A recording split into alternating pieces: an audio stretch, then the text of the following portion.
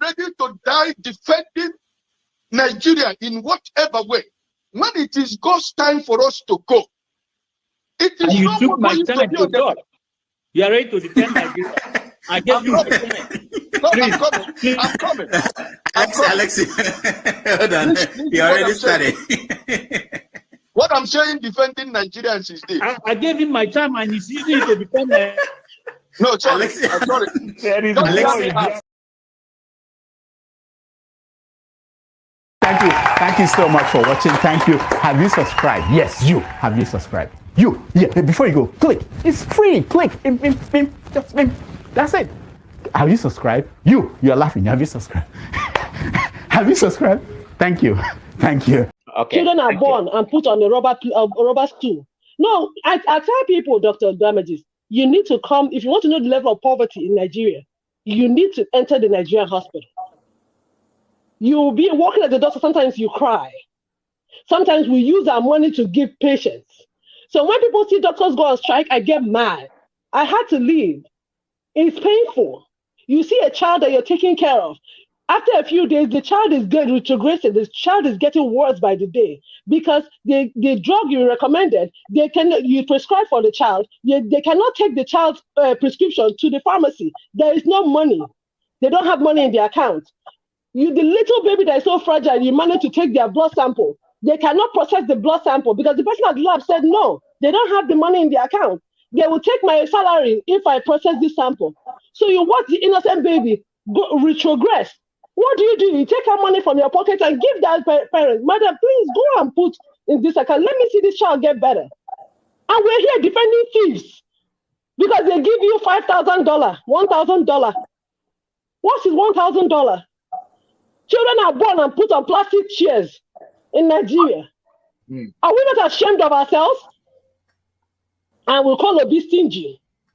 Let him be prudent and let us have functioning hospitals. Let us have good roads. Our people are dying.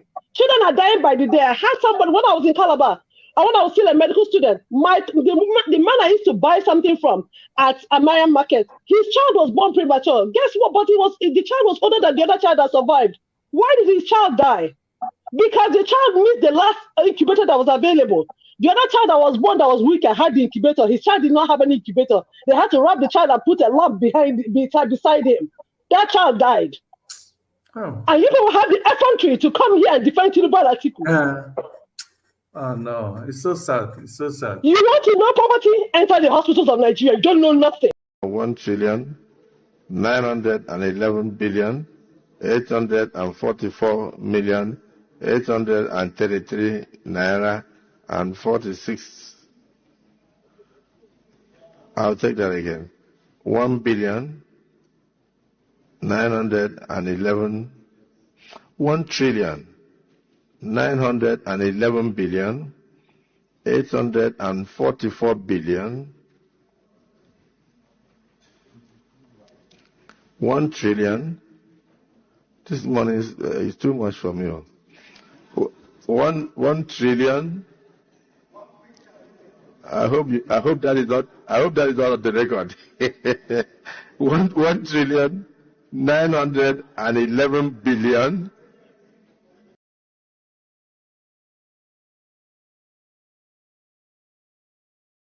This will be the last time that a Labour governor will govern Abia State. I say it without missing word. The next governor of Abia State will be APC governor. Yeah, I say it without missing word. So we are friends, yes. We work together, yes. But I will not be number 6 citizen of the country and another party will govern my state. The next election of 2027, APC governor will be there. I have told him in person, I have told him publicly and privately that APC governor will be the next governor of Abia State. How it will happen, I don't know, but it will happen. So why are you not confident? I'm confident because we are working hard. I'm confident because my government is working hard. The president is working hard. And Abia will repay the president. Abia will repay the president. The president that have given you Southeast Development Commission will be repaid. A president that is appointing Abians into administration will be repaid. A president that is allowing attraction of dividend of democracy to Abia State will be repaid. We are not ungrateful people. Monkey will not work and baboon will chop. APC will not help the state to be strong and then Labour will take the credit. And no. APC will determine who becomes the next governor of Abia State. I don't care about who the person is, but one thing I know is that the party platform, APC, will be the next governor of Abia State. Go and write it somewhere. That we are ready to work for Abia State. And we are tired of being outside government, the government at the center.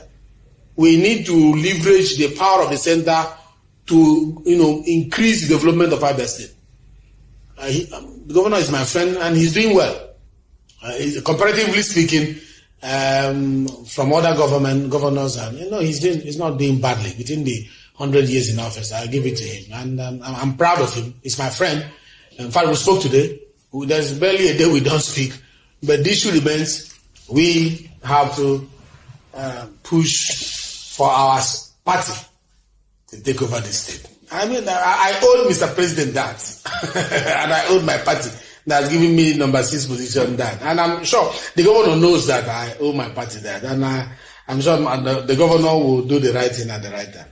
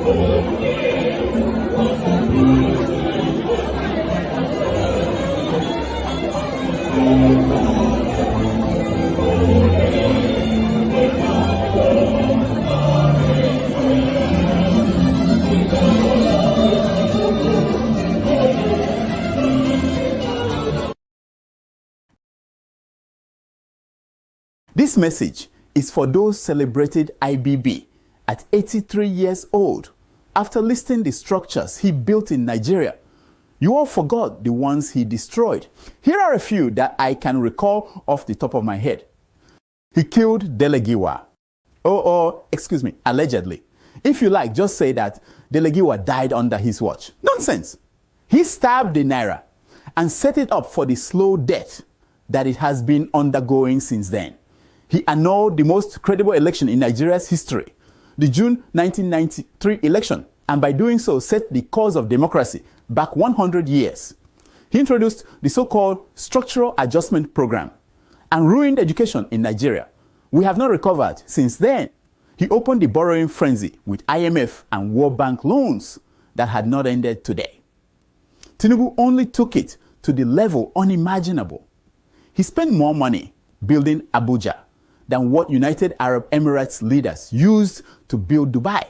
These two cities started at almost the same time. Now go and check them out and see the difference corruption and lack of vision make. He squandered the $12 billion Gulf War oil windfall that is worth over $200 billion today. He killed his friend, Mamman Vatsa, for planning a coup, something he had been involved in since the days of General Aguiyi Ironsi. He added Nigeria as a member of the Organization of Islamic Countries and set the stage for the coming of Sharia law and Boko Haram. He was sent to the federal radio station in Lagos in 1976 to arrest his friend, Colonel Dimka, who planned and executed a coup, but he let Dimka escape, and some irrational people called him a hero.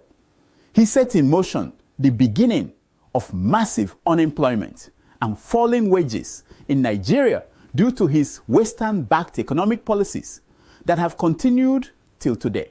He supervised a massive explosion of clashes between Christians and Muslims in northern Nigeria that has metastasized today.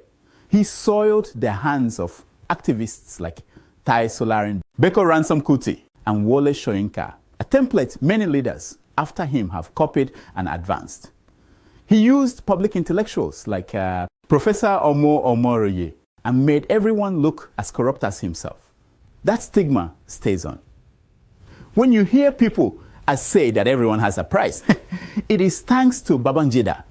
He wasted millions building useless SDP and NRC party offices across Nigeria in his nonsense, little to the left and little to the right. Social re-engineering. What are those buildings used for today? He led the coup that truncated the Second Republic and brought Buhari to power the first time. He is the grandfather of all the evil devastating Nigeria today. Only those too young to remember see any redeemable value in Ibrahim Badamasi the Babangida, the evil incarnate who misdiagnosed himself as an evil genius. If Babangida had not intervened in Nigeria, the country would have been 10 times better than what it is today. This is Dr. Damages, and I approve this message. I have nothing new to say. People are hungry. Let them die. It's their fault. Yeah, I'm supporting Tinubu 100%. You're supporting Tinubu? 100% to deal with Nigerians. Jeez. People like you. So that when next election comes, I will now see whether when people bring money, you will vote for them or you will do your conscience.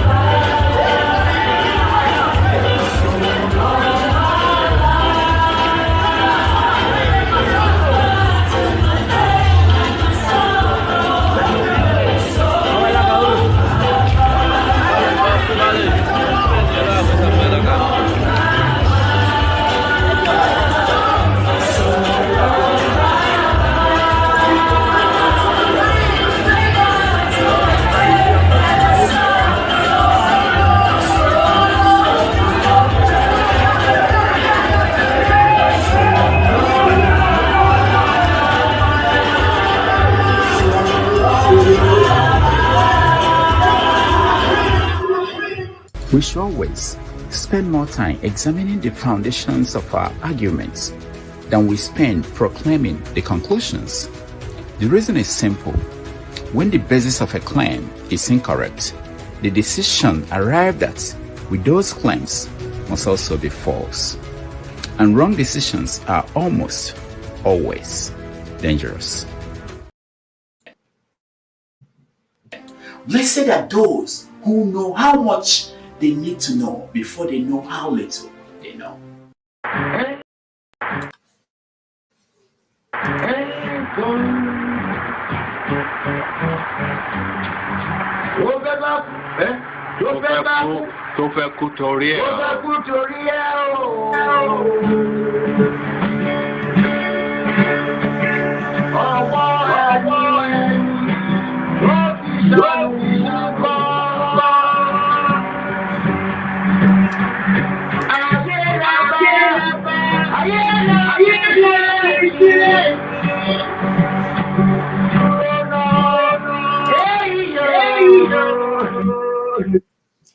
Hello there. You're welcome to Dr. Damages this lovely day of August. Yeah, the day seems to have run away from my head right now. But you all welcome. The studio is full, and today we're going to have a very brilliant discussion from our panelists, both in the studio and outside of the studios. Yes, I want to go ahead and before even introducing the topics to say, if you are in the comment section, you are free to use the links to get into the backstage, and then we can invite you in to make your contribution.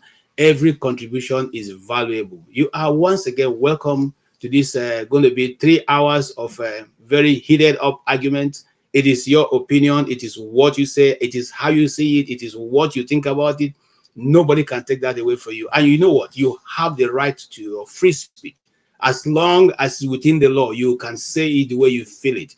And that's why we have we keep coming on every Saturday in this place to just make sure that people can air their view, vent it out, so that because the more we judge you, the less we war. And that's one of the things that Dr. Damages have done through this program, and I want to thank him for it. Meanwhile, he's taking, like I said earlier, or like I've always said, he's writing the last chapters of his book. Once that book is ready, you're going to see him back here again, taking his place. But for today, you just have me to deal with, and I'm here, and we're going to all cruise together in this episode. And here I want to say one thing.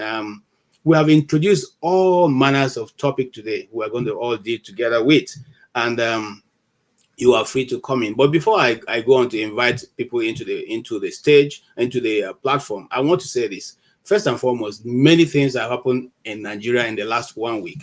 We have a new justice, Chief Justice of the Federation, and this time it's another lady.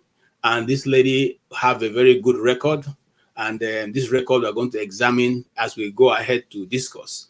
And we also know that we received with joy in our hearts. We were clinching the cups when the presidential jet arrived the tarmacs of Abuja.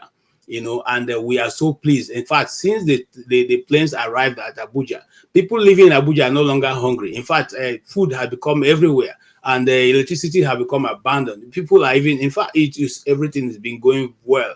And to top it all, our president was able to be the first to use it. In fact, he jet out of Abuja almost immediately, to France, and he realized that he didn't sign. He didn't swear in the Chief Justice was going to come in. He came back, and after signing it, he jetted out again. What a beautiful nation that we have, and things are working so graciously, and we want to applaud him for that. You have your opinion, and Dr. Damages is giving us the opportunity to say it the way we feel it. And I'm so happy for the people of Abuja and vis-a-vis the people of Nigeria, because the coming of this plane is going to bring a lot of goodies. In fact, it is the dividends of democracy to the people of Nigeria, and we want to celebrate that also. And then, of course, you knew that, or you have come to must have known right now that Agip have been taken over by Oando, and whatever that would translate to Nigerian economy is what we are going to discuss today. Okay, we're going to look at it, and the videos you saw also, we saw a man of God who was trying to kneel down to the governor to come to the front to take a back seat, take a front seat, even though he came late to the service. I don't know what we are preaching.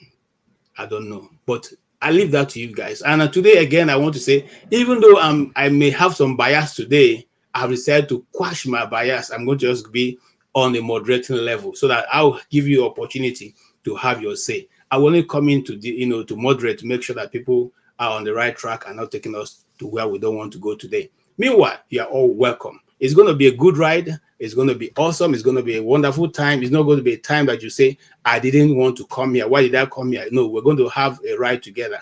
And I tell you, what it's going to be good. I tell you, I can assure you, it's going to be good. It's going to be good. Very, very good. Very, very good. And like I said earlier, there's a man in Nigeria who, in the 80s, actually gave Nigeria some, gave us a new lease of life. When he came in, he was celebrated as one of those who was going to take over the voice of Bob Marley. And he was also, in fact, he was celebrated internationally and otherwise. And at the time he came in, most younger people didn't know there was a problem with rent in Nigeria at that time. And when he came and released that voice across the space of Nigeria, the rents came down. So before we go into today, I want the rent to come down again with everybody who is going to be watching. And so let's listen to this great musician who is going to be with the Lord for his contribution. We'll keep thanking him for his contribution to the space in Nigeria and the people of Nigeria. He should go down as one of the greatest musicians in Nigeria, and we can't put him behind. Ladies and gentlemen, Magic Fashek. And tonight, this gentleman will be making his network television debut. This is his most recent album right here. It's called Spirit of Love. We're very pleased to welcome Magic Fashek.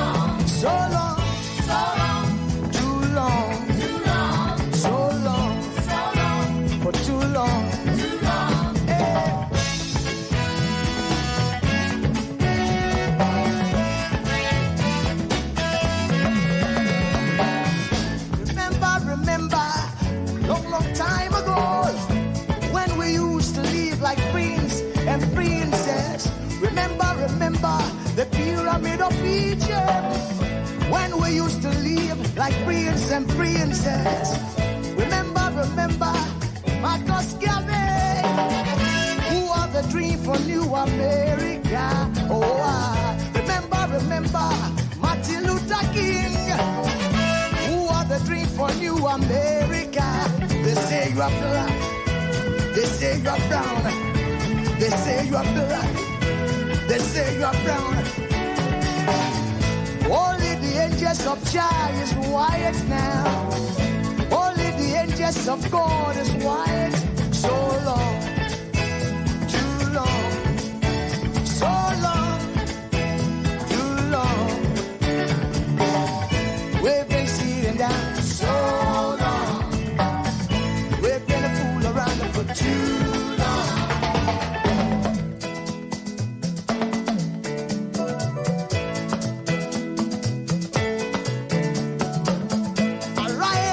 Sleep, Africa. Arise from your sleep, America. There's work to be done, Africa. So much work to be done, America. But if we unite, hey, we will be free so long, too long, so long, too long. So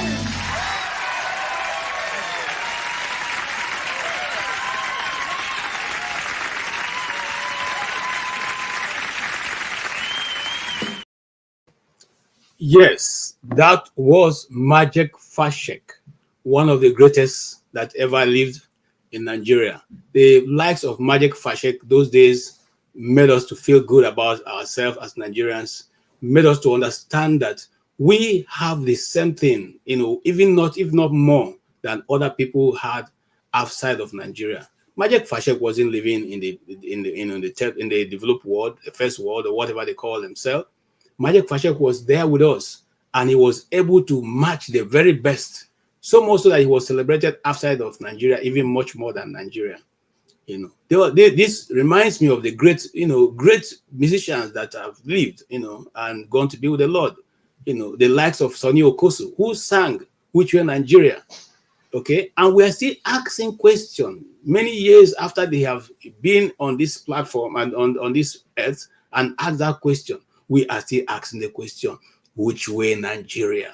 Which way are we going? Are we going to continuously to play second fiddle or third fiddle, as the case may be? Are we going to continuously to lag behind, as a nation that is supposed to be leading the black world into that vision that our elders, that our forefathers saw, the vision of people like Kwame Nkrumah, the vision of people like Nnamdi Azikiwe, the vision of people like Bafemi Awolowo, the vision of people like Tafawa Balewa. Are we going to continuously to look behind? Instead of going forward, we are winding backwards with people who don't understand what power is supposed to be used for. It is time for us to wake up. It is time for us to wake up. And that's the purpose of this channel, to wake our brains up, to kick us back to thinking like a people who have something, great matters in our heads, people who can think and articulate and come to the place to help build our nation. I have never seen, and I've lived in this world for many Christmases. I've never seen any of the Western countries where the president wants to go on holiday and takes a ride to Africa. I've never seen it. I've never seen a place where the president, they become billionaires and they are investing their resources in Africa. I've never seen it. But I see African leaders who go to live in Europe, who go to live in France. They govern from France. They govern from London. They govern from America. I have never seen it. And they feel insulted when they tell them off. Who does that? If only people who do not have an understanding of what they have been called to do in power. That's the only reason why you invest. You steal your people's money, you go and invest in Europe. You put it in the banks there, and it creates employment for the people outside, while your youths and young ones are, languishing in squalor. And you call yourself a leader. You are not a leader, a thief, common thief, just like Jonathan used to say. These are thieves, okay? Until you people decide to become honorable, I have refused to call you anybody honorable, because nothing is honorable about you. Nothing. If you can feel comfortable pocketing 21 million or 29 million, as the case may be, and going to bed and sleeping while your neighbor, your closest neighbor, cannot even feed the family of 5, and you call yourself honorable. What's honorable about you? Nothing. You are a simple, common criminal. In fact, the person who doesn't even have to eat is better than you. Don't care what you drive. I want to know what drives you. What drives you as a human being? Do you have pity for your fellow countrymen? Do you think about them? Do you think about the future that you are creating for that country where you are stealing them dry? How long shall this continue? How long shall we continue in this friendship kind of? You make laws that to suit your friends and your cronies, not for the betterment of Nigeria. And you want us to call you honorable. What is honorable about you? Tell me what is honorable about you. Tell me what is excellent about you.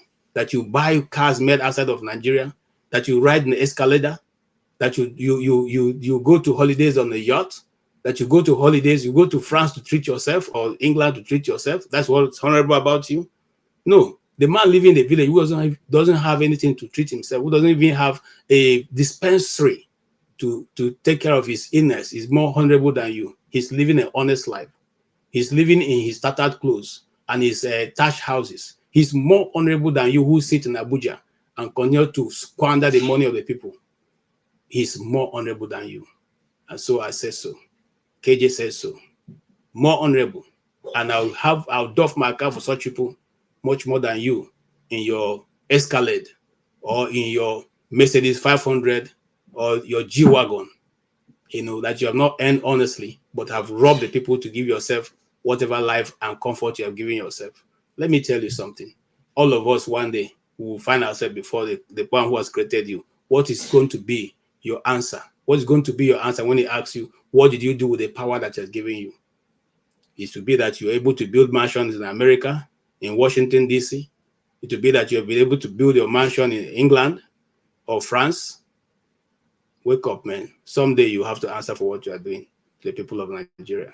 I rest my case there. I invite gentlemen who have been patiently waiting at the backstage to come and contribute. Here comes Mr. James. Mr. James, you are welcome. It's good to have you on the platform. And I think I will leave Righteous Man out for now because he's having a conversation. Mr. James, you have seen and heard what we introduced, and you have seen the topics. You may want to make an initial contribution before we go into individual topics.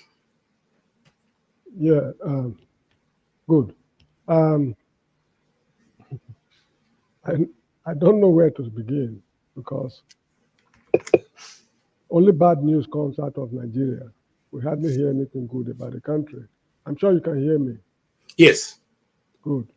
As for the woman, the new so-called Chief Justice, I understand that there's a visa ban placed on her, I think by the government of US or somewhere.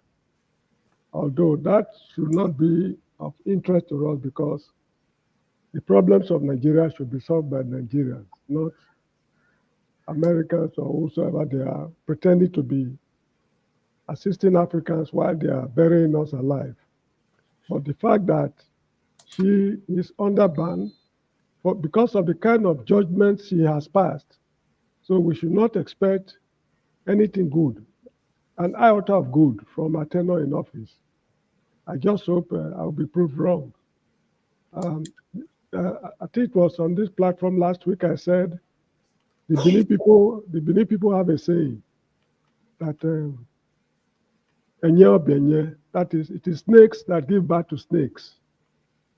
So those who appointed her know the reasons why she was appointed. And as for Tinubu's what they call jet he bought, it's laughable because he bought a 15-year-old jet. These are people who are living like kings. He bought, I think, it's the third or fourth person to own that jet now. So, and you spend such a stupendous amount of public funds buying a third or fourth hand jet, and people are applauding him for being a squandermaniac. So that is all I have to say for now. It's not yet Uhuru. You know, it was Odinga Ojinga, the father of that former of a politician in Kenya, who wrote a book, and the title is Not Yet Uhuru. Uhuru in Swahili, in West Africa, it means something like freedom. It's not yet freedom.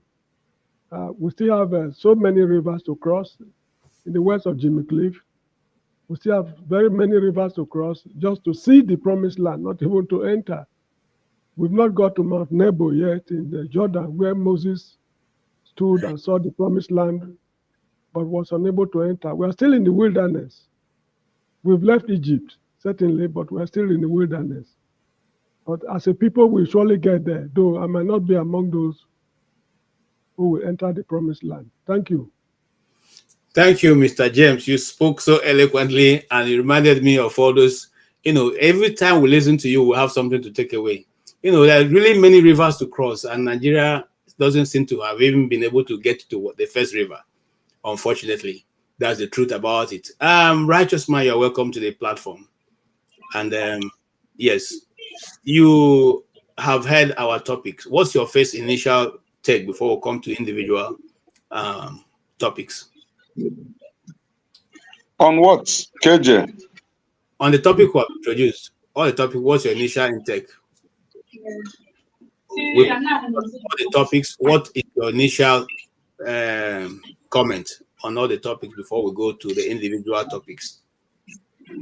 Okay, KJ, good evening from here. And my big brother, James, good evening.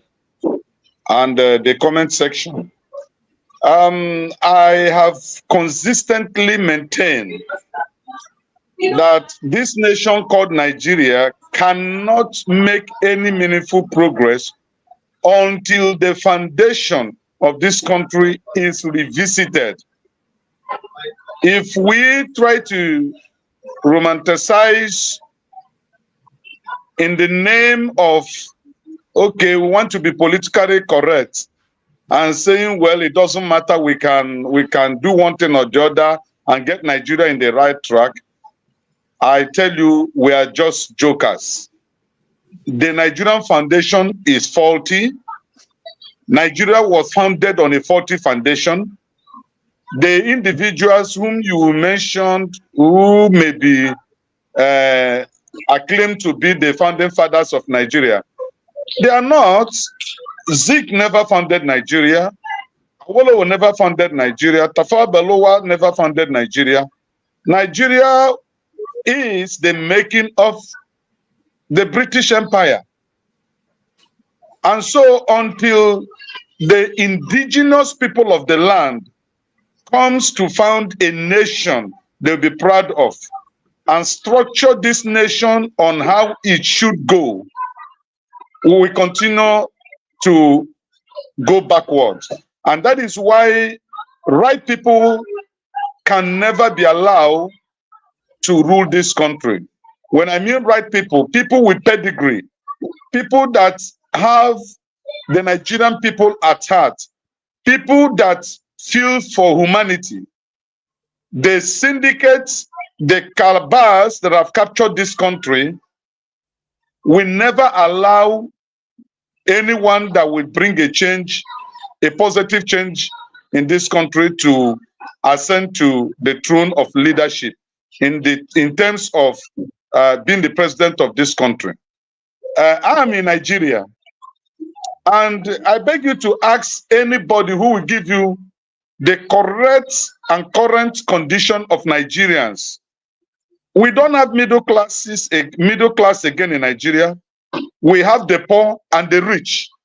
If you are not rich, you are a poor man in Nigeria. That is the country we are in today.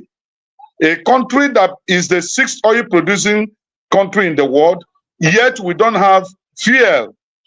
A country that have arable lands, yet we don't have food.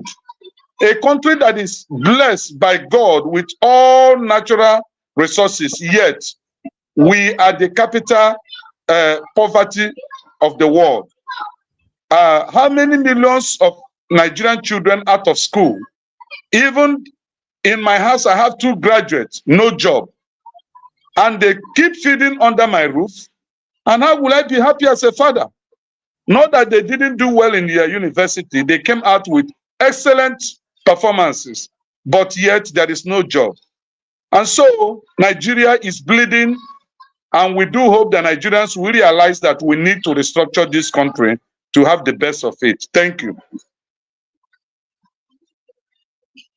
Thank you so much for your input. Well, like we have seen, yes, Mr. Osita, if you stop, we will, if you come back, we'll get you in. We will not take you while you are driving. That's the part of the rules of the, but we'll see you.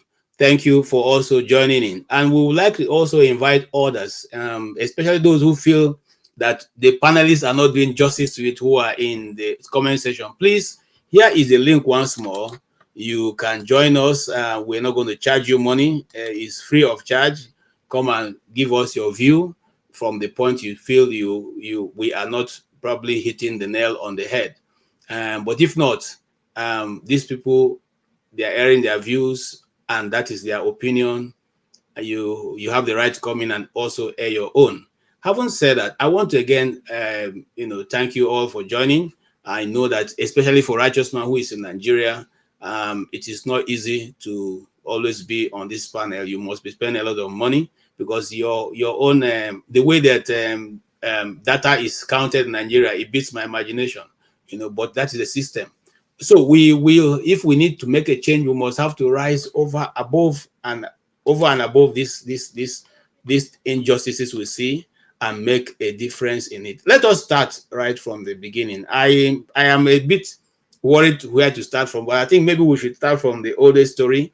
Let's watch this video and then we'll make throw our comments to this message is for those celebrated IBB at 83 years old after listing the structures he built in Nigeria. You all forgot the ones he destroyed. Here are a few that I can recall off the top of my head. He killed Delegiwa. Excuse me, allegedly. If you like, just say that Delegiwa died under his watch. Nonsense. He stabbed the Naira and set it up for the slow death that it has been undergoing since then. He annulled the most credible election in Nigeria's history, the June 1993 election, and by doing so set the course of democracy back 100 years. He introduced the so-called Structural Adjustment Program and ruined education in Nigeria. We have not recovered since then. He opened the borrowing frenzy with IMF and World Bank loans that had not ended today. Tinubu only took it to the level unimaginable. He spent more money building Abuja than what United Arab Emirates leaders used to build Dubai. These two cities started at almost the same time. Now go and check them out and see the difference corruption and lack of vision make. He squandered the $12 billion Gulf War oil windfall that is worth over $200 billion today. He killed his friend, Mamman Vatsa, for planning a coup, something he had been involved in since the days of General Aguiye Ironsi. He added Nigeria as a member of the Organization of Islamic Countries and set the stage for the coming of Sharia law and Boko Haram. He was sent to the federal radio station in Lagos in 1976 to arrest his friend, Colonel Dimka, who planned and executed a coup, but he let Dimka escape, and some irrational people called him a hero. He set in motion the beginning of massive unemployment and falling wages in Nigeria due to his Western-backed economic policies that have continued till today. He supervised a massive explosion of clashes between Christians and Muslims in northern Nigeria that has metastasized today. He soiled the hands of activists like Tai Solarin, Beko Ransom Kuti, and Wole Soyinka, a template many leaders after him have copied and advanced. He used public intellectuals like Professor Omo Omoroye and made everyone look as corrupt as himself. That stigma stays on. When you hear people say that everyone has a price, it is thanks to Babangida. He wasted millions building useless SDP and NRC party offices across Nigeria. In his nonsense, little to the left and little to the right, social re-engineering. What are those buildings used for today? He led the coup that truncated the Second Republic and brought Buhari to power the first time. He is the grandfather of all the evil devastating Nigeria today.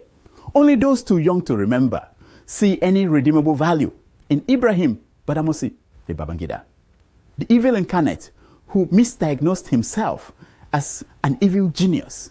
If Babangida had not intervened in Nigeria, the country would have been 10 times better than what it is today. This is Dr. Damages, and I approve this message. Right, that was Dr. Damages damaging that message, and it is a message that I so like it because someone on the comment section is saying that he left office many years ago, and while we're still discussing, we're discussing for two reasons. One, this week was his birthday, and many Nigerians were celebrating him. I was part of the news of the circles in Nigeria. Second, we're also discussing because he brought in what Nigeria is suffering today. Before the coming of IBB, Nigerian money, a dollar was almost like 75 kobo to a dollar. Okay, I remember that I had an uncle who went to Canada to go and school. When he got to Canada, he got two people who were serving him because Nigeria was regarded as one of the richest nations then on earth, and our naira was being rushed. In fact, you could use the naira to do so many things, and you had foreigners, fighting their way to come to Nigeria to live and to work because of the strength of the currency. And eventually, we are where we are today, where even Cameroon has a better currency than we have. So when someone says to you, or when somebody is writing on the comment and say, why are we discussing IBB? The Igbos have a proverb that a man who does not know when wasn't present when a body is being buried.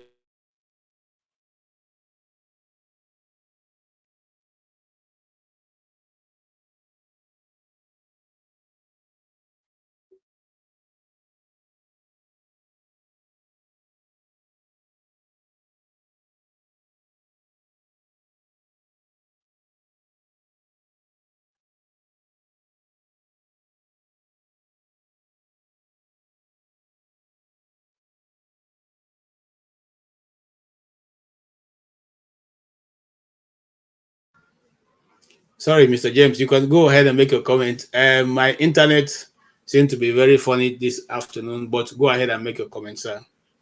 Yeah, I will not make a long comment. There is need for us to discuss this man from now till eternity because of one habit we've cultivated in Nigeria. Whenever we run into problems in Nigeria, we are of the habit of going to those who created the problems to look for solutions. The problem we are going through today, don't be alarmed if you are told that they still consult him looking for possible solutions. The man who drafted the so-called constitution we're operating now is all over the place looking for solutions to the problems he created. And they created this problem for particular reasons. So it is good we know more about this guy and how they mismanage the country for future generations to learn from. If not, we keep on repeating the mistakes we've been making in the past. And unfortunately, most Nigerians will not even know more about, know enough of this guy because I was told that history was not taught in schools for a very long time. I don't know if they've introduced it now. If they have introduced it, those who missed the opportunity, they've missed it for life because there are things they're supposed to have learned in their secondary school days, which they can no longer learn, and it's going to disturb them for the rest of their lives. Anyway, as far as I'm concerned, it's just a phase in the development of the country. Better days are coming. If the country will still remain as one, better days are coming. But I have some doubts. In fact, not some serious doubts if the corporate existence of the country can be guaranteed with time. Thank you very much. Thank you, Mr. James. I don't know if people on the comment section who are actually saying why are we discussing heard what that short clip was about. He said the money used in developing Abuja is more than the money used in developing Dubai. And you seem to gloss over that, saying why we're discussing IBB. So we must discuss him for a lot of reasons. These guys squandered money. You get what I mean? I remember vividly when they opened Lagos-Ibadan Expressway. It was Obasanjo, so who was in power, I can't remember. The length of the road they constructed was 170 kilometers. And they spent 170 million naira in those days. As you rightly pointed out, before he came to office, in fact, when I left secondary school in the 70s, it was 60 kobo to $1. This free fall of the currency started in his administration. Structural adjustment program. Now, there was a time he said he wanted to obtain loan, I think from the IMF. People objected very strongly. So he said there should be a national debate. People were busy howling, shouting, and talking blah, blah, all over the country. At the end, people agreed that we should not go for it. He said, okay, it's not going. Before we knew what was happening, I think he went to the World Bank to obtain money. What is the difference between half a dozen and 6? You don't want IMF, but you went to the World Bank. So these guys are just, you see, he has left no footprint in the sands of time. There's something also Dr. Damages failed to mention or forgot to mention. There was a plane crash somewhere in Lagos. I can't remember the exact place, containing, transporting some very fine army officers. The plane crashed mysteriously, and no proper account was given for that incident. He was the head of state at that time. So there's need for us to discuss this guy. It's just like, how do I put it? You know, some people are saying, somebody asked me some time ago in South Africa, why are you bearing me? Why are you called Mr. James when you are so much anti-white, anti-colonial, and all those kind of stuff? So I told the guy that if I'm named James, I was named James for a reason.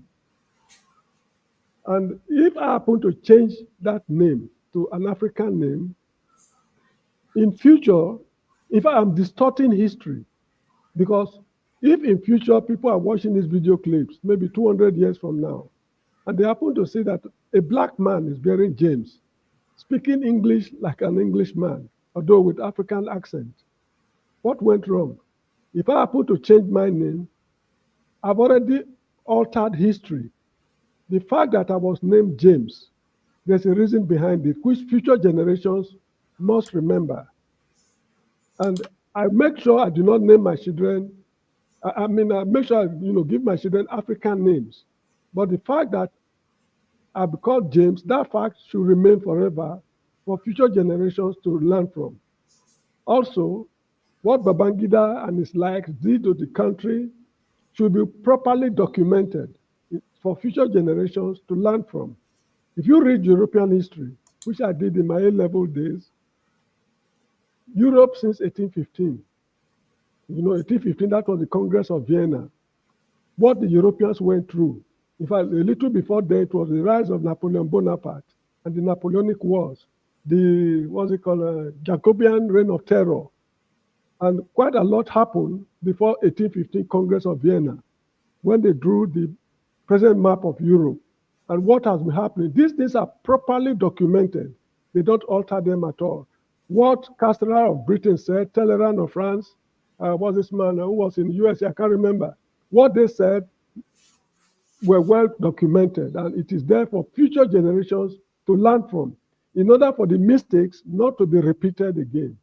So there is need for us to go very close to this man, interview him, extract as much information as possible from him, know what was running through his mind, and these things should be well documented before eventually, before he will eventually pass away. So that is how I see it. Anyway, we should thank that person who asked the question, because there is need for us to let him know. Thank you. Thank you so much. And because at the time IBB was very celebrated, and I'll give you an example of what I know, because my secondary school was actually like a command secondary school. It was in 31 Airborne Brigade. I won't call the place. And in one of those times, we had friends who were junior officers, like lieutenants and second lieutenants, who were coming fresh from NDA. And the first thing that they told us, because I played a lot of basketball, and some of them were playing basketball with us in the officers' mess, and they said to them, we have not seen this, because once you land, you get a Passat. That's how you get a Passat, and if you're a major, you get a 504. The one that the 504 they call SR, and you get some money with it to fuel your car. So that was the first, vulcanization of the Nigerian army. Who asked anybody? It was during IBB's time. So these young boys, many of them, were everywhere with the Passat.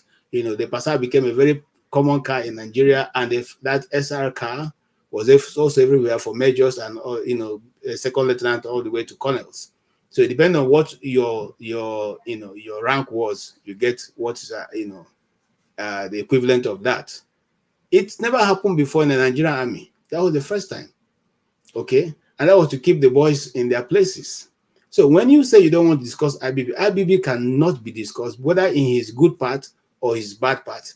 You cannot discuss Nigeria without discussing IBB and the role that IBB played. He played a good role. He played a very bad role.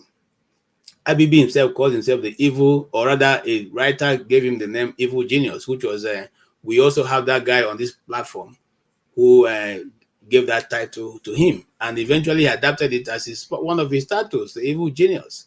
You know, so I don't know who want to say we shouldn't discuss Nigeria. Do you know that up to this moment, if you want, IBB is one of the houses, the powerhouses you have to go to when you want to be anything in Nigeria. When you want to run for the presidency, you have to go see IBB. So I don't know if you are being, if you're not being very economical with the truth, if you say we shouldn't discuss IBB. IBB is a phenomenon that needs to be discussed both for good and for bad. Those of us who want to praise him, you are free to praise him. Those of us who want to disagree with his policies, you are free to disagree with his policies. He also got Nigeria into the ICC, the International Conference for OIC, the OIC conference, which has constantly been a problem to Nigeria even to this moment. If you all remember history, you remember that was the place where they started having problem with Obitu Okiwe, who was his second in command at that time. Let us look back in history and tell ourselves the truth. Obitu Okiwe refused to say, look, even up to this moment, I can get you Obitu Okiwe's comment, right? Those of you who want to see it, I can put it on the comment right now. He says that he still refused to this moment that Nigeria should not be a member of the OIC. And as soon as he took that stand, he was quietly edged out of government. The truth remains, brothers who are in the comment section who may not know much about Nigerian history, these things played out right before us. I was a young man, but like I said, those days we didn't have DSTV. We didn't have music TV. We had only the newspapers and the magazines to read as a form of entertainment. So we read everything that needs to be read. And we can discuss this topic of IBB. And IBB, let me say this, upfront. IBB was good people I know. Those who knew him benefited from him. Whether that benefit they got was for the betterment of Nigeria or not, that is a different kettle of fish. But for today, we are saying that some of the things he had done has kept Nigeria where it is. And I said before we started this program, I'm going to keep my biases to myself. If you feel strongly about what Mr. James is not representing what you think, please, the link is already published. Come up and then we'll discuss about that. Thank you, Mr. James. You made a lot of impression at people's heart, reminding us of what played out at that time. Can you talk a little bit on the IMF loan that was taken by Nigeria and what was the reason? Because at that time, I remember my uncles discussing this issue.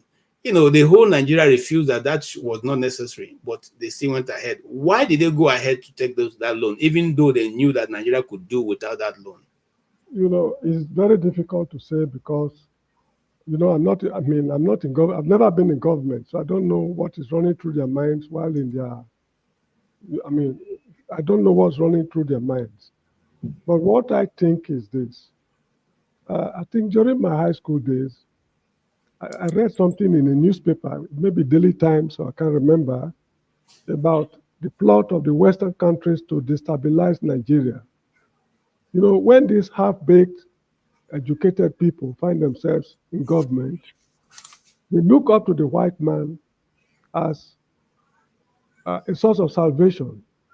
So whatever they dictate to them, they are ready to do it. And not only that, majority of them, if not all of them, they have substantial substantial assets in Western countries.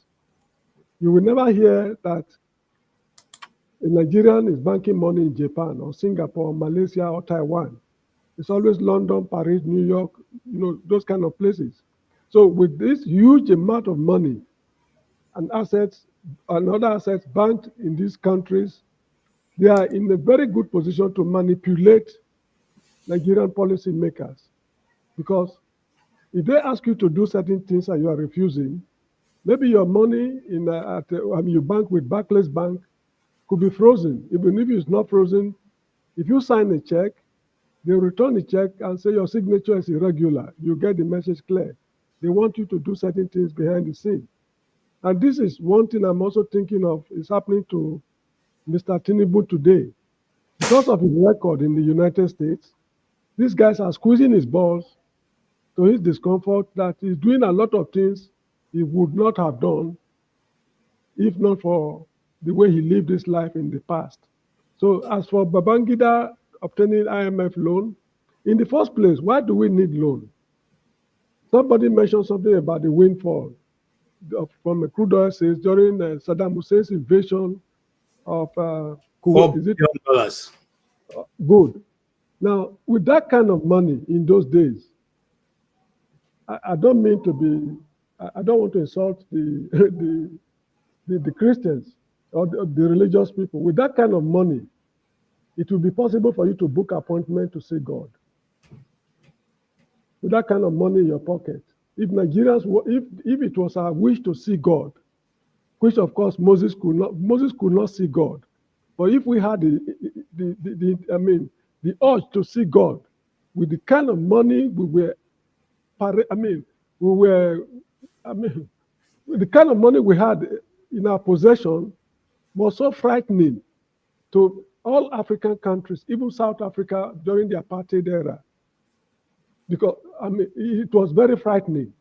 So why should IMF dictate to us that we must obtain loan to do X, Y, Z? All these are traps they set on the way to plunge Nigeria into this terrible mess we are in today. And right now, they are busy selling the oil wells to obtain loans. So I just wonder who's going to pay back the loan. Should Nigeria break up tomorrow, will the new republics honor these agreements? So these are things running through my mind. So it is good we get close to Babangida. Let him tell us what he did with the money, why he took the money, and why they did not. There are a lot of questions this man should answer. So that is just that. And one Mr. AB said we should not blame him for the plane crash. He was not the pilot. There is a story behind it. I do not have concrete empirical facts with me now. This is why I did not bother to go into the story. Now, if you have time, go to any of the good libraries in Nigeria, if there are still any. Look for old newspapers during this time.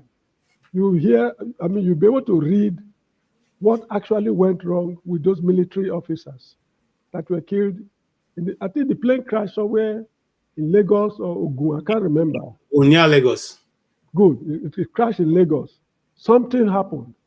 Anyway, let me leave it at that because I don't have concrete empirical proof.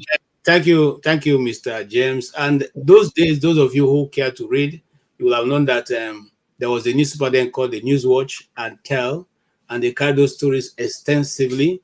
They even took pictures. The pictures that came from that crash plane showed that when the plane crashed, the people actually, most of them, if those survivors actually died of suffocation. But I don't want to go into that, just like Mr. James have said, because we have a good coverage of that which happened in that place. The C-130, which was the plane that was crashed, has the ability to sail. That is, in other words, the belly is in such a way, is made such a way that it should not be able to burst when it crashes. But like I said, that's a story for another day. And then the same AB who is asking this question is talking about that gift of cars are welfare for the armed forces. My brother, and you're talking about how many Nigerians died in Sierra Leone and Liberia. I have a friend. I had a friend who died there. His name was Lieutenant Sonny Ewa. I can tell you his name. You can go check it out. So you can't tell me a story of Liberia. I, as a journalist, did this cover-up of stories in Liberia. So please, some of you just come and throw these things in. You think we just sit here to talk about these things?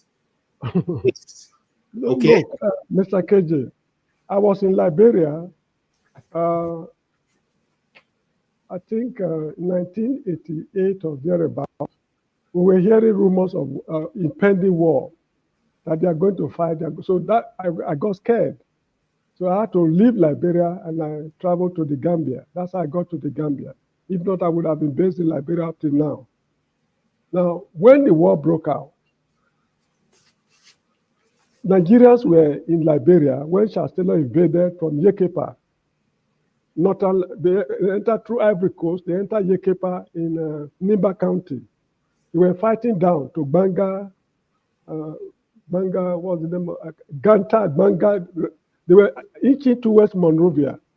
The Nigerian government did absolutely nothing to rescue Nigerian nationals in Monrovia at that time. People flooded into Monrovia because the provinces were completely fucked up. So when they got there, the Nigerians in Monrovia, they went to the Nigerian embassy in Congo town, very close to the capital, they call it Capitol Hill. That's where their state house is, executive mansion. They went there for refuge. When Charles Taylor boys got there, they carted the whole of them. In fact, the Nigerian embassy shares the same fence with the German embassy in Congo town. These boys never touched the German embassy. They went straight to the Nigerian embassy, packed all the boys, and took them to Banga, their operational headquarters. One of them was my classmate at the University of Lagos, Chris Imodibe. It was in Banga. They were all sent to hell by firing squad. Now, the issue is this. They informed the Nigerian Minister of Foreign Affairs, then I can't remember his name. He said that no matter what Nigeria went through, if they like, they kill them. Nigerian policy, as far as Liberia is concerned, remains unchanged. Now, this is a country whose citizens were in distress. They did absolutely nothing till these boys were caught, sent to Banga, and executed. The same thing happened here in the Gambia when Yahya Jammeh was refusing to leave office. They made no arrangement for Nigerians to be evacuated when they were planning to send their troops down. Eventually, the troops came, but Jammeh left before them. Had it been there was a military showdown, that is exactly how we would have suffered irreparable havoc in this country. So Nigeria is of the habit of treating our nationals in this despicable fashion. This is what is also happening in South Africa. If not for air peace that lifted Nigerians from South Africa, what would have happened? The same thing happened in Sudan. I think it was air peace, if I'm not mistaken, that also lifted them from Sudan. So this is the country we live in. And people want me to believe that there is need for the country to remain as one. Well, I don't buy it, but if it remains as one, I have no objection. That is what we want as Nigerians. But left to me, there is need for new political dispensation in Nigeria. Okay, thank you, Mr. James, and thank you, Ebi. I thank you so much. I wish you can come on, stay on this platform, so we can have a very, robust discussion. But I want to say this: I didn't say that so that we cannot discuss about it. I'm just simply letting you know that I have not secondhand, not from stories I read. I have first-hand information, and the story that Mr. James just told now, I got it. In fact, I was at that embassy. Okay, we had our story. Our source was a Nigerian who was known by everybody, including Charles Taylor. His name is Ojimba. I will skip his second name. He told us this story of what happened in the Nigerian embassy, right in front of the Nigerian embassy in Liberia, where they refused to open their gates to the Nigerian people. And eventually, people were Nigerians. I don't want to use the word, okay? But Nigerians were totally, from that point, they went to meet their Heavenly Father. Eventually, when the civil disturbance got to a point. So what am I saying? A day we will choose to discuss about the Nigerian embassies and their actions against Nigeria outside of Nigeria. Then we can talk about that, because I have videos and I have that information. But we're not telling you not to discuss. We are simply saying, when you're going to mention about what IBB did in the army, we're not saying that he didn't do good things, but we're saying that some of the things he did brought about the downward spiral of Nigeria and every other institution in Nigeria. You can take it or you can leave it. That is the truth. It is in the history books. It is in the annals of history of Nigeria. Nobody can change it. You can't change it. I can't change it. I can't even spin it, because these things are well documented. Yes, Mr. James. Yeah, Mr. Triumph is saying that the government is not the one that sent them there. I do not know what to tell him in response, because of all the countries of the world, I do not know of any where the nationals do not go out. Even the Americans here in the Gambia, They have buildings along the tourist development area. They are buying properties here. If you go to Kuwait, there are a lot of Americans, in fact, the whole of the Middle East. All the places I've been to, I've come across citizens from different countries. So if Nigerians are going out, it's nothing abnormal. You get the point? Now, if let's say an American gets into a problem in Nigeria, for example, and he's being maltreated, will the American government say, oh, we never sent him to Nigeria, that is his cup of tea? It doesn't work like that. If it is not the Nigerian government that sent them there, what about remittances from abroad? When they remit money from Monrovia to Nigeria, you collect it and add it to your national budget, remittances from abroad. The people bringing the money from abroad, when they run into problems, you don't even bother to come to their... I mean, what will it take the Nigerian government to make arrangements to lift their citizens? When they invaded Monrovia, the U.S. Embassy lifted a lot of Africans and Americans as well, because they brought their plane to lift their people. There was some vacancy in the plane. Nationals of other countries entered. They lifted them to neighboring countries, like Sierra Leone and Ivory Coast, before they took their nationals to the United States. So we cannot exonerate Nigerian government from this kind of action. We should call a spade a spade. We have suffered it. What can we do to stop future Nigerians from suffering this kind of despicable treatment? This is what we should be thinking about. It's not the Nigerian government.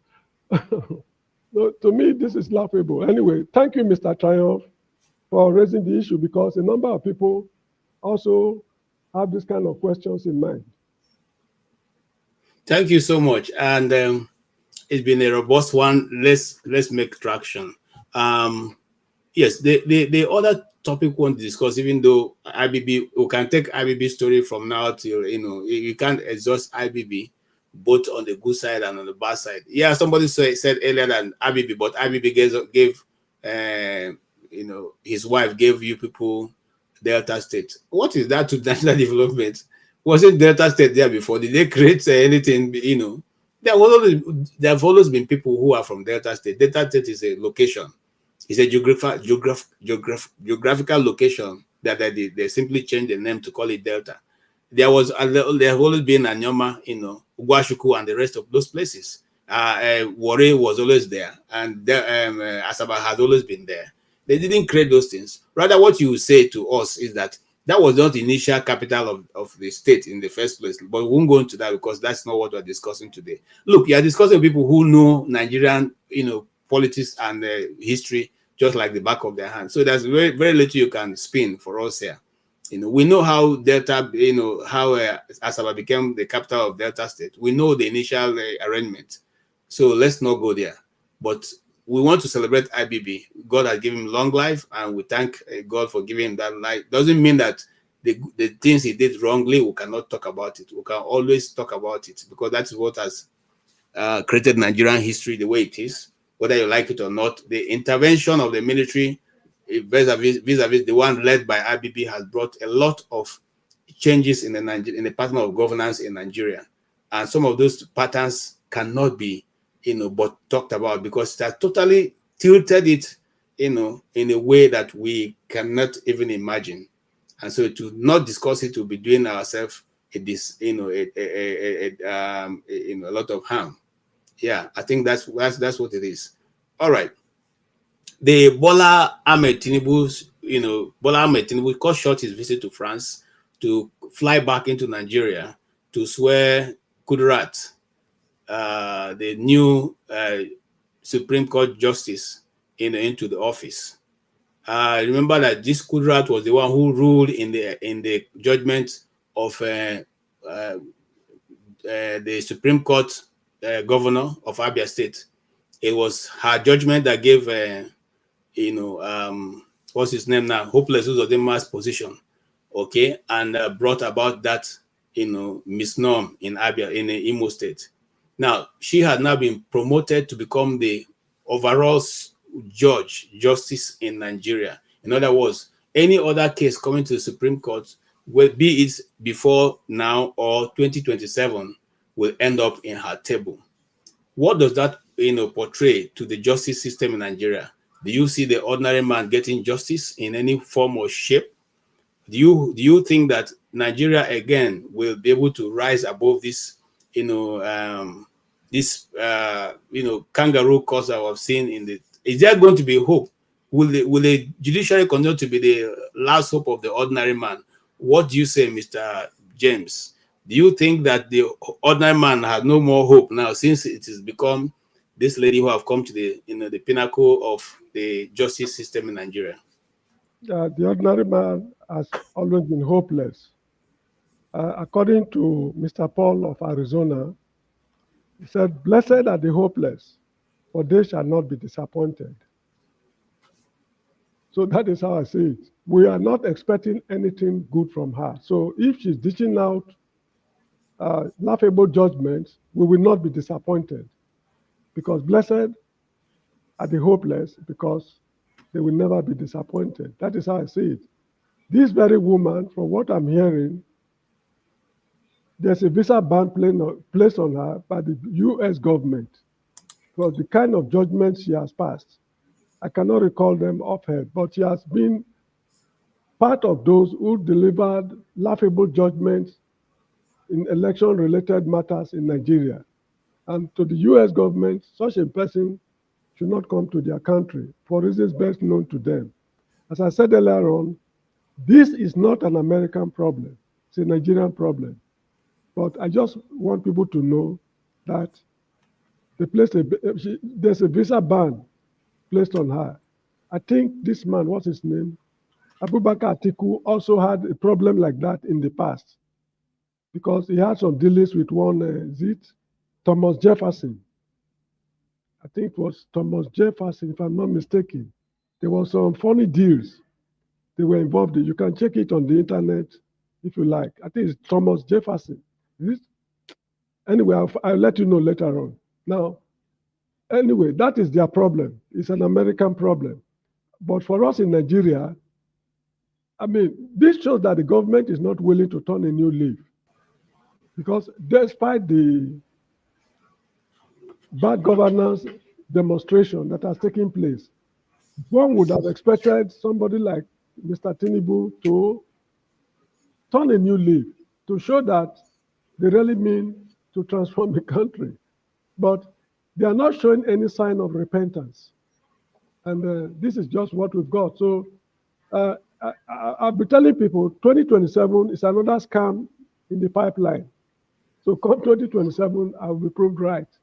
Left to me, we should stop organizing elections in Nigeria. We should fix the country first. After fixing the country, before we talk about elections. That's just all I have to say. Nothing good will ever come out of Babylon, according to the Rastafarians. Thank you so much. You make a lot of sense there. Welcome, the Ego Air. And you have heard what Mr. James have said. I want to put this question to you. If you are in the position of Shetima, with the vice president now of Tinubu, and you have seen how he has been able to successfully manipulate every system. When it comes to your turn, are you going to change the system? One is that Ogajes has said it before when he said it, is it in Edo language, that snake will never give a bet to another apart from snake. So snake always go one-on-one with snake.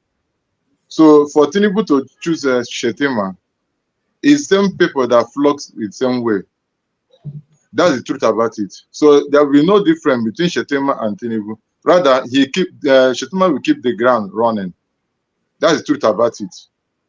Because one thing I found out in this country called Nigeria is that if you are the type that comes to do the better thing for Nigeria, they will do everything possible to frustrate you, so that good thing will not happen, so that good thing will not take place in Nigeria. That's the problem we have in Nigeria.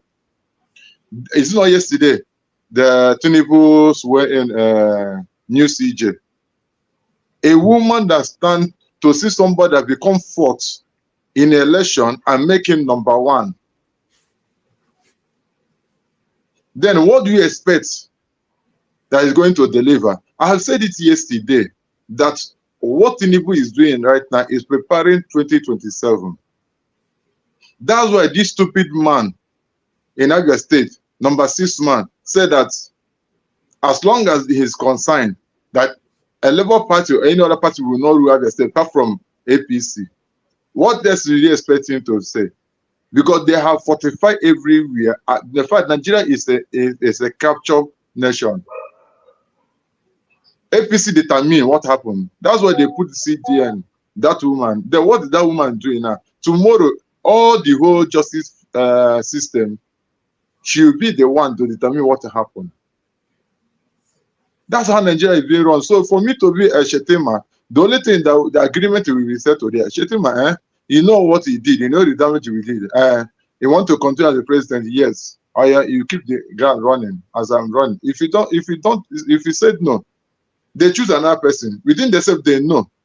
That based on what they said in IBB. Somebody was was writing that is it IBB, the pilot that is driving the flight that caused the thing. In my own family, somebody from my own family is the one of the people that escaped that plane crash. My own family, one of my in-laws, Colonel Puta. He escaped it. What makes him to escape? The hand of God is upon his life.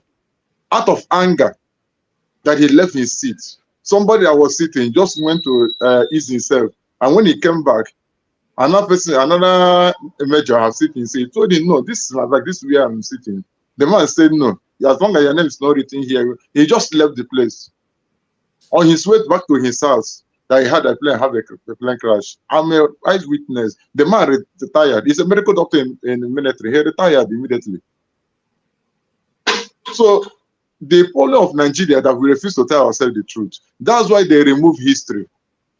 Your history would have taken these people, like somebody like AB, don't know the history of Nigeria. But if you know the history of Nigeria and know the kind of damage the military done in Nigeria, I don't think he will be there defending IBB. Why did fella say international thief? Though do time of IBB, I was very small. At that time, I was being in primary school.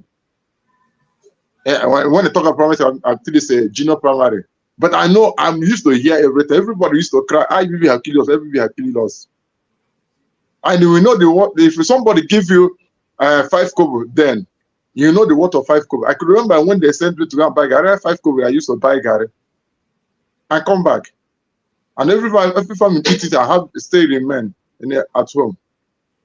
So the most problem we have in Nigeria that what is his name? Shetima and Tinubu come to hit the ground running so that the damage will be done more. But let me tell you the truth. For Nigeria to become good, we have to stand and tell ourselves the truth. The truth is that these people, they did wrong. These people, they did not do it right. Then we will begin to look for a solution. We have to get the solution of Nigeria. But as long as we refuse to tell ourselves the truth, there's no way we get the truth, we get solution for what is happening in Nigeria. If IBB did wrong, call IBB, say IBB, he did wrong so and so place. Abacha, he did wrong. Buhari, he did wrong. Everybody will know that this is where I did wrong. Then after giving, telling everybody their own wrong, then we come to the table. Okay, since we found out this is the mistake that we made, okay, how do we progress? All right. Thank you, Ego. Thank you, Ego. And I want to remind those. Sometimes when we discuss this issue, they think we are just playing about it. If you have not had the opportunity of seeing what went on in Imo State, please watch this short clip. Let's begin. This is what we know. The man that was declared winner is the APC candidate and the governor of Imo State. He got a re-election and he won that election as declared by INEC. But this is what we do know. 29.4% as a voter turnout. But what did you find out at the attendance center when you dug into the result and you found out what exactly really happened in that election? So go to the next slide. So these are the key data from INEC and also from the Freedom of Information request. So against the 771,000 voters that was made to call the result, the Beavers only accredited 541,000 voters. Officially, on the day of election. On the day of election. 541,000. That's was what they accredited. accredited by the Beavers. And on the EC8A. Okay, even with that short clip, you can see the magnitude of the difference where the Supreme Court justice got the rest of the case to add it up and declare him winner is still an enigma to all of us. And so when we're talking about this, we're not just beating about the bush, because there's empirical record to show that these things have been done at their own very glaring eyes, and nobody is taking account, nobody is being held accountable to it. And to make it worse, the same person who gave this judgment, or the people who are giving this judgment, have now been alleviated to a point where they can now sit and pretend over the affairs of the rest of courts in Nigeria. Do you think there's still justice for the ordinary man, Mr. Igu? In terms of justice, KJ, if I'm saying something, I'm saying it because this is my experience. I said it in the platform before, and I have to say it again. I come from a background that is popularly known as a background of lawyers, legal background.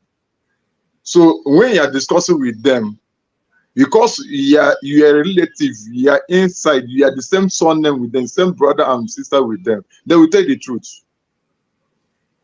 What is the truth? They will tell you, I have to say the truth. Now this judge that the judgment that be given to so and so person is false, but they have nothing to interject into it because of the chief judge chief judge or Supreme Court has said it. But the problem that they will tell you that in future this will become a problem to a nation because it has become part of the policy and part of a constitution of a country, and they begin to use as an reference.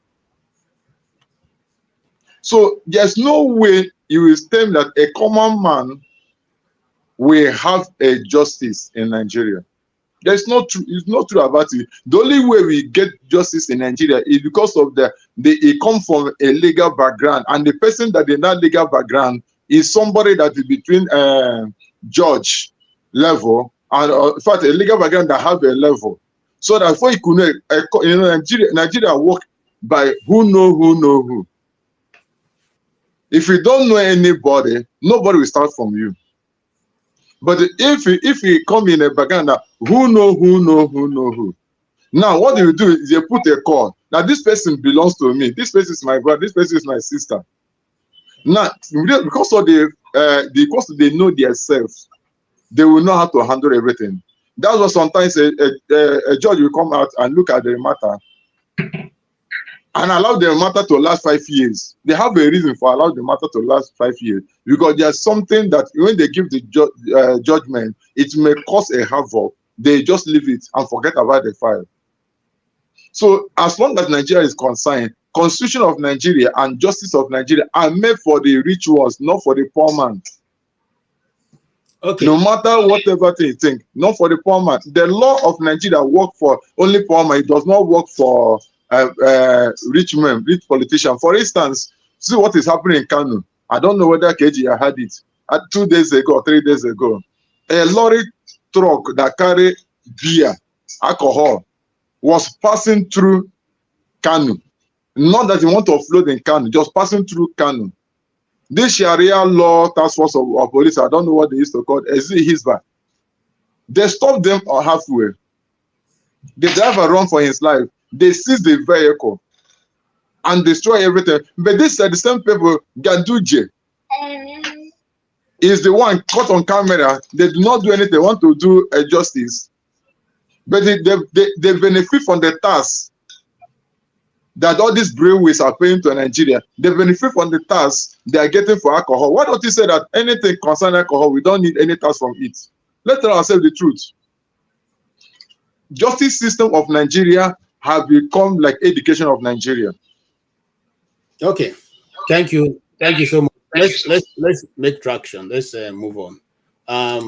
Mr. James, we will move on to our next topic. I think we have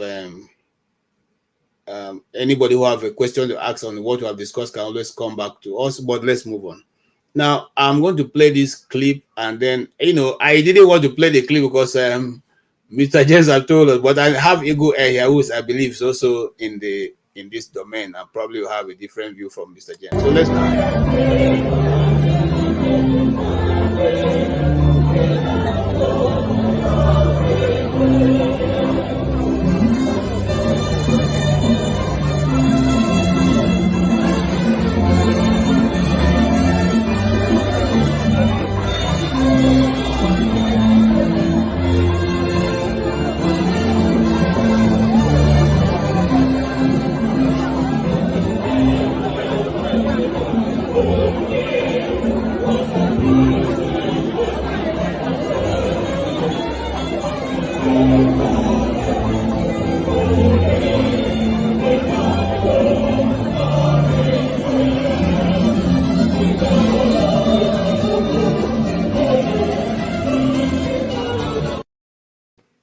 Okay.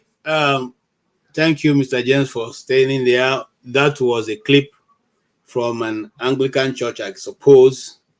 The pastor was urging the governor who came late for a service, or maybe who he didn't see before the service started, and he had refused to go and take the official chair in the front as a big man in the church. And the pastor came to beg him to go to the front, and he continuously to refuse to go to the front, and the pastor had to kneel down to beg him to go to the front. Mr. James, what do you think of that clip? Well, you see, let me look at it this way. It's not a matter of religion or God or devil.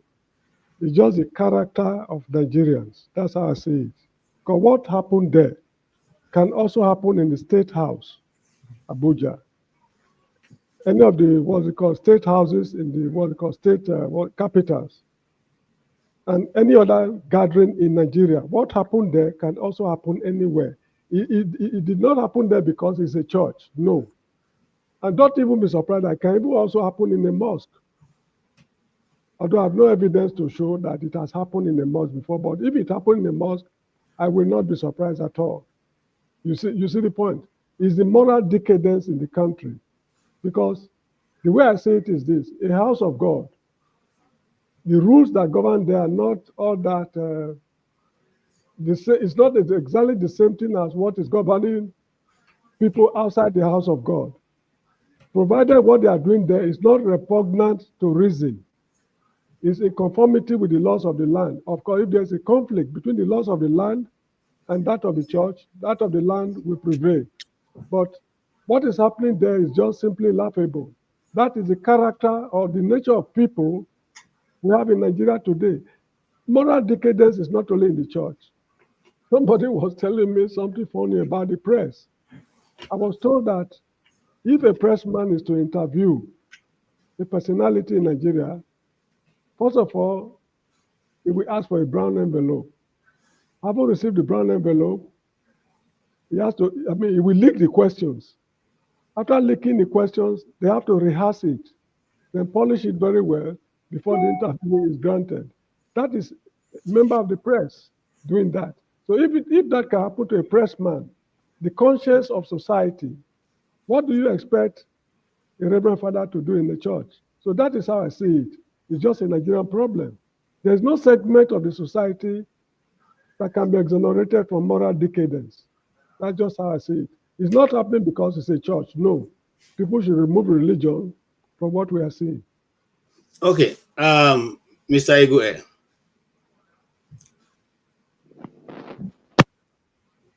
So unfortunately, I didn't watch that clip. But based on what Mr. Jesse was saying, I just get a clue of it. But I want us to see something. It was yesterday that I was watching Adiola show, where she was talking about Rwanda, what the president of Rwanda did in Rwanda. and he closed 5,600 churches. After closing 5,600 churches, he gave them a rule, something they need to, a requirement they need to meet up before the church will start a rule, or before the church will establish. Now, what is, somebody will say, this man, is it a Muslim or is it a Christian? I told him that the man is a Christian, but I want us to understand something, what he's trying to say. He's trying to bring a sanity in any organization, including Muslim, including mosque, is included in that this thing he gave to them. You want to bring a sanity. What is that sanity? There are some things that need to remove, especially in religion, so that things will work well. The problem is that despite what everything that happened in that church, that moment, in my own case, I'm not looking at the action of the man or what he did, but I'm looking behind what triggered the action, what causes it. Because if you're able to get what causes the action, is when you're going to get the clear picture and the clear message of what happened. Like, for instance, some pastors that used to use some Bible quotation to collect money for his members, he did not read about the context and the pre-contest. He just moved direct to that place that said that giving you shall be blessed, but did not read a whole chapter. Now, what bring that a giving and bless, and what kind of giving in it? But people have summarized it. People that want to use a someone has summarized it with that one they needed. So that's the main problem. What the Reverend Father did, in my own case, I will not give as a judgment on anything. But the most important thing, what is something that behind the action? That's why I keep on telling people that God will not judge you because people say that you're a sinner. God look at the motive, the reason why he committed that thing before bringing a judgment to you. That's the truth about it. In every action, there's a reaction towards it. Okay, thank you. I want to call the attention of Bami and Anene Meka and Mr. Trumpet. When you write in capitals, you are in caps. You are simply in the writing. It means that you're shouting or you're yelling. Please desist from writing in caps. Write in just normal listing. If you continue to do that, I will not take it again. I've done that in the past. I won't do that again. Just to let you know. All right. Now, coming back to what you said, I agree with you, but I also beg to differ a bit. And why am I different? A pastor or a priest is like an ambassador to a country. You are operating here on behalf of God. So for you to go, an ambassador go to another, you are representing God in America, representing Nigeria in America, and you are called to a function, and you go there to kneel down for the people that have invited you. I don't think that is, it's not done because you are representing a country. You are not going there to go and be, subservient to the people because you are representing a sovereignty. Now, KJ, sorry that I caught you. I interject. I want us to understand something, and because sometimes when we come on panel, we say the truth, and the only truth we know and practice it will save us. The truth we know, we not practice it, will not save us, will not help us. The Reverend Father that went to the place, they invited him. I knew them before the people that invited him. I want us to understand something. In olden days, in Old Testament, priest does not go to king. King go to priest. But in this century, priests go to kings, go to governors, go to politicians. So things have turned upside down. Then what do you expect? Even the preaching they preach in the house of God, the attitude they exhibit in the house of God, everything have changed. So that's why I said that something triggered to this thing. Something cannot just act like that. There's something that moves to it. Something moved wrong. I think you are making that statement because you didn't see the clip, and I will not take it against you. The clip that we watch is in the church, and it's not even a priest, it's a pastor of one of the Anglican church in the east. The governor is Governor Mba of Enugu State. Is it Enugu State? Yes, who went to the church and sat in that on the somewhere in the backside of the church, and the pastor went to call him to come to the front, and he was insisting that I won't go to the front. As the pastor was insisting, the governor kneels down and said, "Please, just leave me where I'm sitting." And the pastor, in fact, the pastor knelt down first to say, "No, please follow me, go to the front." And the governor also knelt down and said, "No, leave me here." So he went on that way. But here is where we're discussing from. If you have a superior authority, if Tinubu goes to visit Imo State for any reason, will he now have to kneel down for the governor because there's an argument that he kneels down? It's not done. The higher authority, and the Bible says what? The anointing, it flows from the head. The oil flows from the head to the beards of Aaron, even all the way to his skirt. It doesn't go the other way around. So it behoves the man to understand where his position is. Even in the house of God, I don't think that once the service starts, that you should invite anybody, no matter what his position is, who came late and had to come to the front to sit. It doesn't happen that way. Some of us who have been in this thing, we have follow people who do not have respect for whatever you are. One of my pastor who has gone to be with the Lord once walked out the presidential advisor who came to church and felt that he cannot open the Bible, he cannot look at anybody's Bible, and just sat down there because with his agbada, because he's a presidential advisor. And he said to him, "Look, if I come to your office, I'm not going to come there and not follow what you have said. If you go to the president, sitting before the president said, get a biro and get a pencil, you will do that without even, in fact, you go prepared. Now you came to church and we are saying that everybody should look at their Bible. It's not a theater. You didn't come here to look at anybody. So if you come here, you come to look at God. And we are saying, get a Bible and read. You say you didn't come with the Bible. So, okay, lean over and read from the, just look at the words of what you are saying from the neighbor. You say, cannot, okay, the pastor offers his Bible. Okay, here's my own Bible. Look at it. Say, no, you don't want to look at it. You don't want to. You guys, okay, you know what? Get out. Get up and get out of this church and don't ever come back. That's the God we worship. That's the kind of people we work with. Because you do not do that. You know what? If you have been attending conferences or events organized where the president comes, you come and sit down 30 minutes before that time and wait for the president to come in. This is a normal individual person. Then if you fail to come and sit before the president walks in, and he walks in and the door is shut, I'm telling you, it will never be open, because once he's shut, his guards will take over the place. I once had that experience in Transcorp Hilton. Okay, I'd come, we set up everything we're going to do, and I walked out and the president walked in. I couldn't get in. I could not get in. They had to look for the what they call it, the chief of the security, who came, and then they looked at my ID. They asked me what's the reason, why did you do this?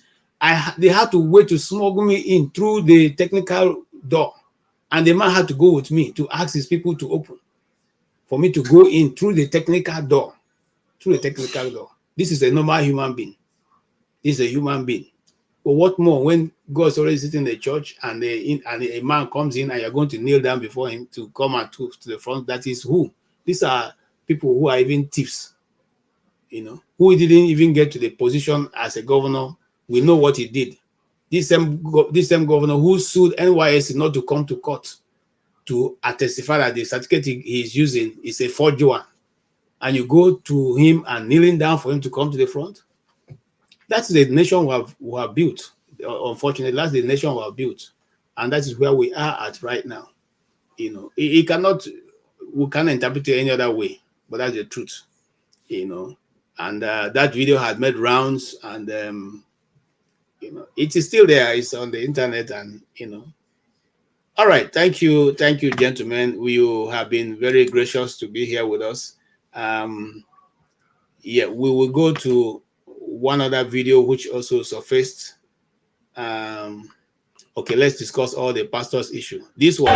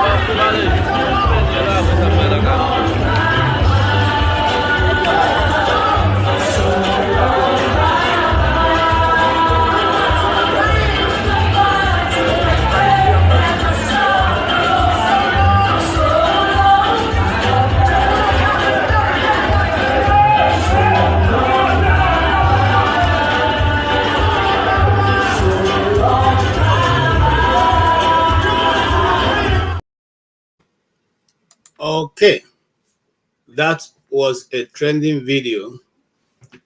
The man that you saw there was using Coke, Fanta, Sprite, or whatever he was using to help cleanse his members. I don't know whether to clean them of poverty. I don't know whether to clean them of evil spirit. I don't know whether to clean them of their ancestral line. But that is what we see. And somebody is asking a question. Say, I wonder how some people will defend religion, which is a weapon of mass brainwashing and criticizing the politicians. It beats my imagination. Well, my response to you, Ejike, which is my grandfather's name, is this. We are not here to defend religion. We're not here to defend any religion. As a matter of fact, why we are showing this, to show that people need to think. The Bible says what? God himself was speaking. I said to you, come, let us reason together. He didn't say you should come and leave your brain outside. He said, come, let's reason together. Bring your best argument and come forward. Let's reason together. It's not an imposition. Being a pastor over a people, it does not give you the authority over their life. You didn't take the position of God over their life. God still has to be God over them. So when you make such a statement, I think you are being a bit, economical with the truth. And this platform obviously is not promoting any religion, be it whichever one that you worship or you follow. We are simply saying certain things are not allowed and they're not found in the Holy Scriptures, in the Bible. And such thing that you just seen now is one of those that are not found anywhere. And if certainly I was a member of that church, which I cannot be, but I will not take part in that. So, Mr. James, you have seen that. And those of us who are Christians do not see it as a bashing of the Christianity or that the followers of Christ. No, Christ is very explicit in what he wants you to do and otherwise. The only reason why we are portraying this is to let people know that certain things are done which is not in line with what you have been told, what Christ has taught you. And so that is where I leave it. But Mr. James, your take on that video. Yeah, what the Bible says and what the church says are not necessarily the same thing. Different churches have got different rituals. For example, the Roman Catholics, if I'm correct, they virtually or more or less worship the Virgin Mary. Other churches don't do that. Some churches, when they want to baptize their, what they call new converts or so, they go to the river, like these cherubim and seraphim people, to do their baptism. Roman Catholics don't go to, there are practices, the practices vary from church to church. Probably, this is just a practice in that particular church. But again, the government is there to regulate a number of things in society. If there is a law, which we now call 419, criminalizing obtaining money through false pretext from anybody, there's need for government to also, infiltrate these churches to find out exactly what is going on. One unfortunate thing about the Secret Service in Nigeria is that they are not living up to expectation. They are just there to harass people. There is nothing wrong if members of the Nigerian intelligence network should send members to that, to their what we call officials to that church. They become converted members, undercover agents. They dig into what is going on in the church and submit a report to government. Then they go back to their place of work. They cease to be members of that church. That is what I expect them to do, to really know what is going on in the church.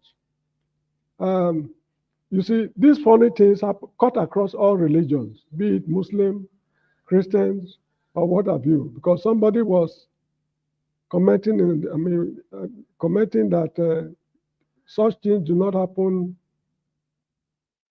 in a mosque, something like that. I said something, and the person said such things don't happen in the mosque.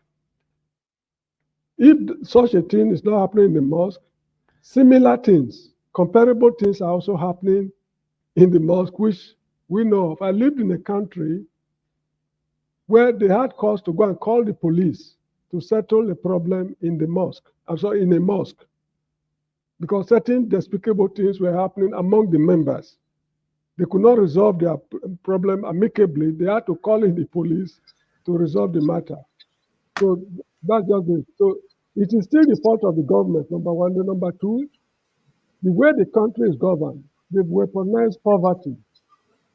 Now, people no longer have confidence in government or even the life we are living now. They are now pinning their hope on life after death. As if I cannot make it now, I have to prepare for the next war, something like that. So it's part of the general hopelessness the country is grappling with. That is how I see it. So it's just a source of, I think in English language, there's what they call succor. They try to ameliorate their agony. They just look for something to give them hope to cling on to because of the deplorable situation they are grappling with. So they are prepared to accept lies as truth. Probably the lie could be transformed to be true after death or something like that. So it's all these wishy-washy churches we need to look for money. All right, thank you so much. I like your take on it, and again, I said, we are not here trying to bash any church, and we are simply saying certain things are not supposed to be done. Mr. James, you said something that is maybe part of the practice of that church. I don't know which church will practice using Coca-Cola to bath people, as a form of spiritual cleansing or whatever it is. I think some things are taken out of content, and somebody is saying or comment that is maybe, that we don't understand the mysteries.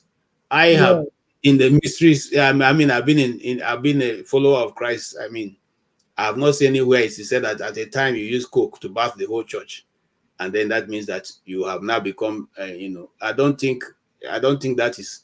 In fact, let me even put it out here. There's nothing more stronger than water, because water has lived all through. Water has been in one of those, weaknesses that have been on earth. So I don't know why Coke will become a part of that weakness. But however, that is what the understanding of that person is. Let's go to you, Ego Air. Apostle Paul was saying to Galatians, "Oh foolish Galatians, who bewitched you?" And then another thing is that the Galatians chapter 6 verse 7 said that do not be deceived because God cannot be mocked. Now, I want us to understand something in that place. What the pastors tell them to do,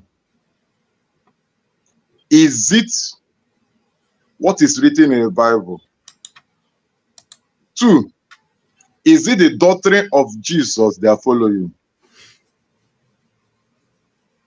If it's not the doctrine of Jesus they are following, that means it's of no use of practicing it. You know, there's something, a problem I have in life. And that problem is that when somebody comes to me and say, my pastor say, I rebuke that person immediately. Because this is why I rebuke him. Your pastor said, is it what the word of God said? The person, the God they say you are worshiping, is it what he said or what your pastor said? And you know, this 20th century, there's what they built among their members. What did they build? They have put fear. They have put fear in the life. They use fear to handle their church members. They use emotion to put on them. Also, they put what they call the other one. I will still remember. They put on them. Then when they put all this in them, they become afraid and follow nonsense, shenanigans they are teaching them. I have seen in the church where they ask members to bring 1,000 for feet washing. If you bring water, you participate in feet washing. Is it what the word of God said? No.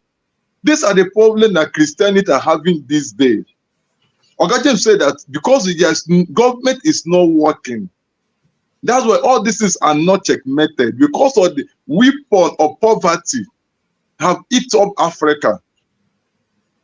You make these pastors to put fear in them, to make them that if you don't participate in this, that their life will not change. Are you God? These pastors, they have put legality, they have got to claim legality over the life of people. That if I don't lay hand upon you, if you don't follow what I say, you will not prosper. Who says so? Are you God? That's the problem. They have put fear in life of people. They have put the people are now following them through motive, through their own direction. Some pastors have made themselves God over their followers. So these things that you showcase here, I believe, and I have never seen it in the Bible. And the only way that when you are showing this thing, there's a portion of Bible that comes to my mind. And if care does not take, that's what the pastor used to just deceive them. In 2 Kings chapter 2, verse 19, where we are talking about Elisha, when they bring a report to Elisha, I said to Elisha, the water is bitter. Elisha said, okay, put a salt in a bowl and bring to me. And when they bring to Elisha, he put inside the water, and the water becomes sweet, and the land is no longer barren. Probably they used that thing to tell them, if they bring Coke, because they have sugar in Fanta and Coke, bring it, any barrenness in your life will wash away. This is for teaching, but it's not the doctrine of Jesus they are following. So a lot of things, they are not to cook a lot of things and deceive them. Okay, thank you so much. Again, I said to trumpet, please stop typing in caps. I also said that again to Anene Emeka, stop typing in caps. If you continue to do that, I will remove your this thing. I'll remove it from the stop typing in caps. You're typing in caps simply means that you are shouting or you're yelling. And I don't think there's any reason for you to do that. Stop typing in caps, please. If you are typing in caps, please change it. Type in normal writing, just like other people are doing. I beg you. Okay, that's the second time I've said that. I will take it out if I have to say it again. Thank you. Welcome, Pastor Andrew. Pastor Andrew will have a lot of light to throw since he's an ordained man of God. Pastor Andrew, tell us, why have people decided to change using water to now, do this cleansing, and you're now using Coke, Fanta, and Sprite? Is that this is a new or what? Is it a new style? Is it a 21st century kind of way or what? Thank you very much. I would like to correct what you just said about ordained. Or could what do you mean by ordained? Oh no, what I mean ordained means that you have gone. You are a title. It's not a title. You are actually, qualified to bear the title as pastor. That means that you've gone through some some missionary trainings and all that.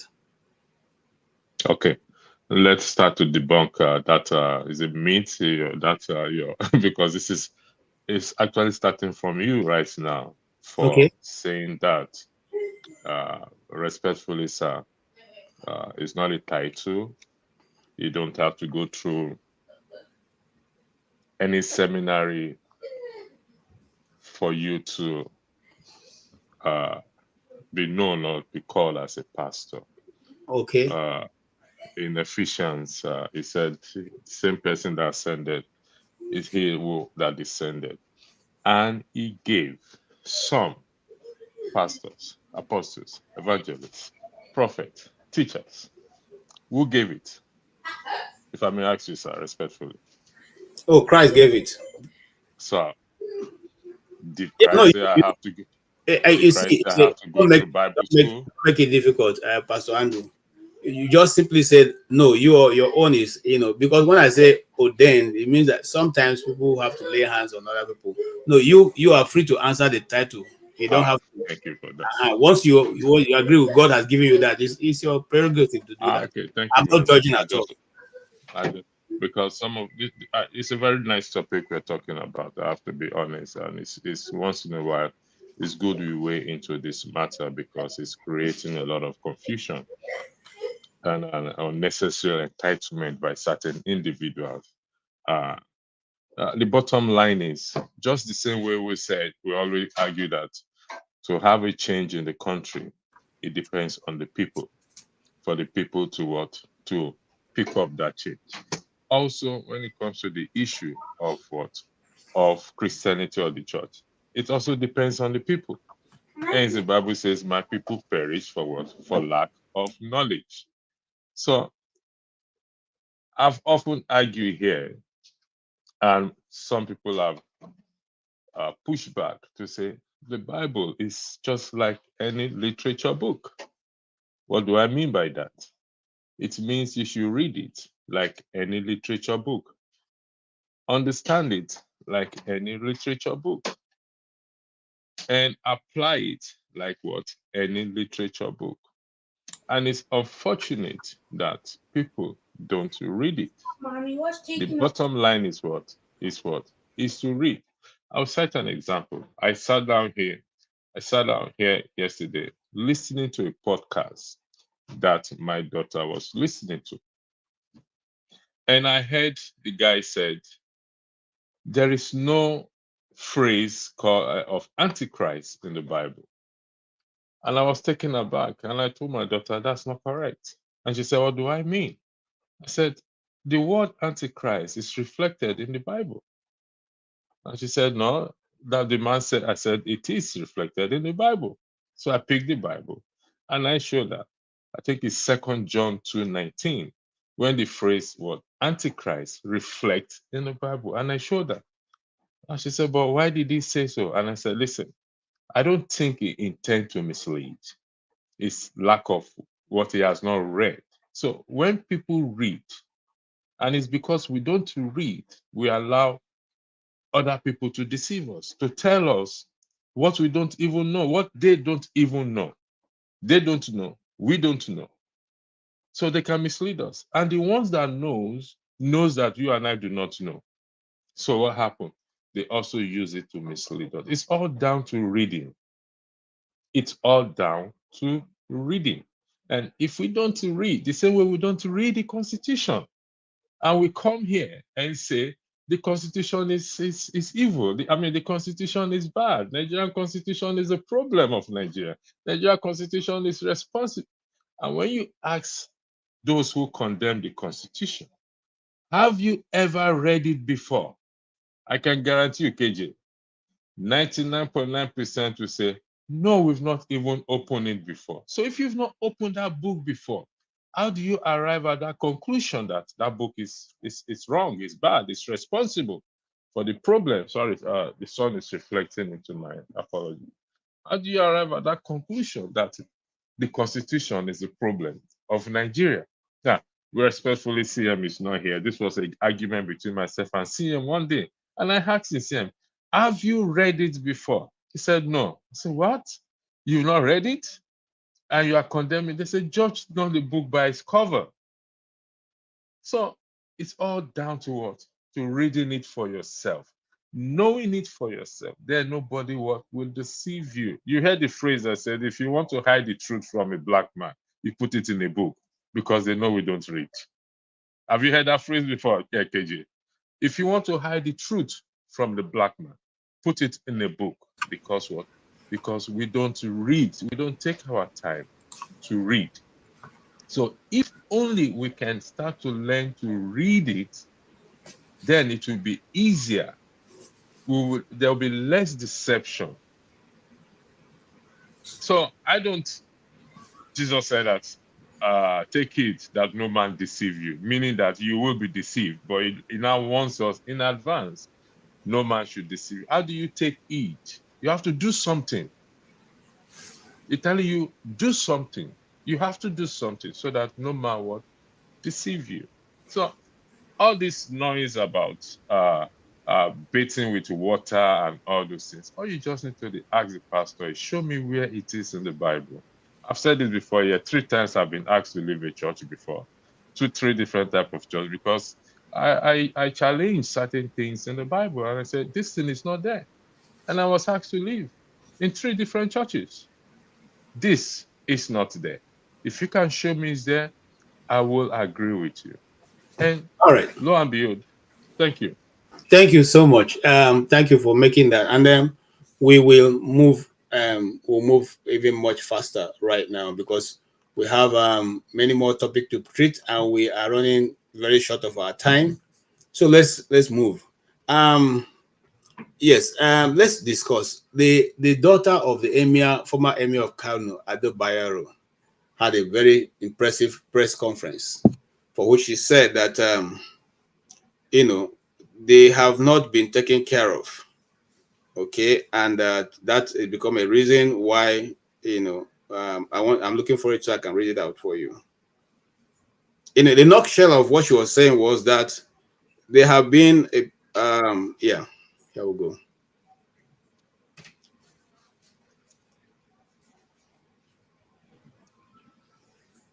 She's saying Adebayo's daughter seek more funds from public, says money from government, from Governor Yusuf is insufficient.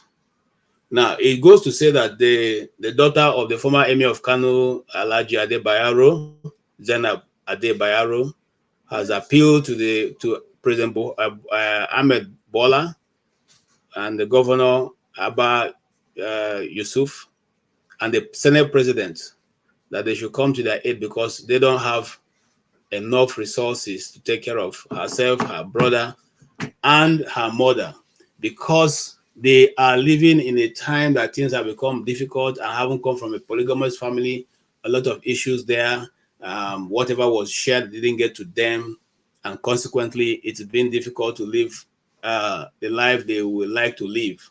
In fact, they relocated to Lagos because they wanted to just live a peaceable life after the demise of their dad. And right now, it's a bit difficult to do that. And people have come against her for saying that. And I want to pander to her, to understand where she's coming from. These people are worshipped as gods when they are in authority. The emir of Kano, those days, we were told that even when he decides to spit, people have to put their agbada to pick up whatever they've been thrown at them. And government have taken care of them, because I think some people are yabbing her because they don't understand where she's coming from. Government have always picked up all the bills. They've not really had and the people make up for the other one. So telling her to go get a job, go get a life, go do this, why do you expect government to? They have been paid for before. Her father had been on the throne since 1953 or so, until he passed, 10 years ago. So they've virtually lived upon, in comfort and luxury of the authority of the Nigerian state. Why do you want to change it now? Yes, Mr. James, why do you want to change it now? Because Zainab, as far as I'm concerned, should continue to live in her comfort, which the Nigerian state have created for her.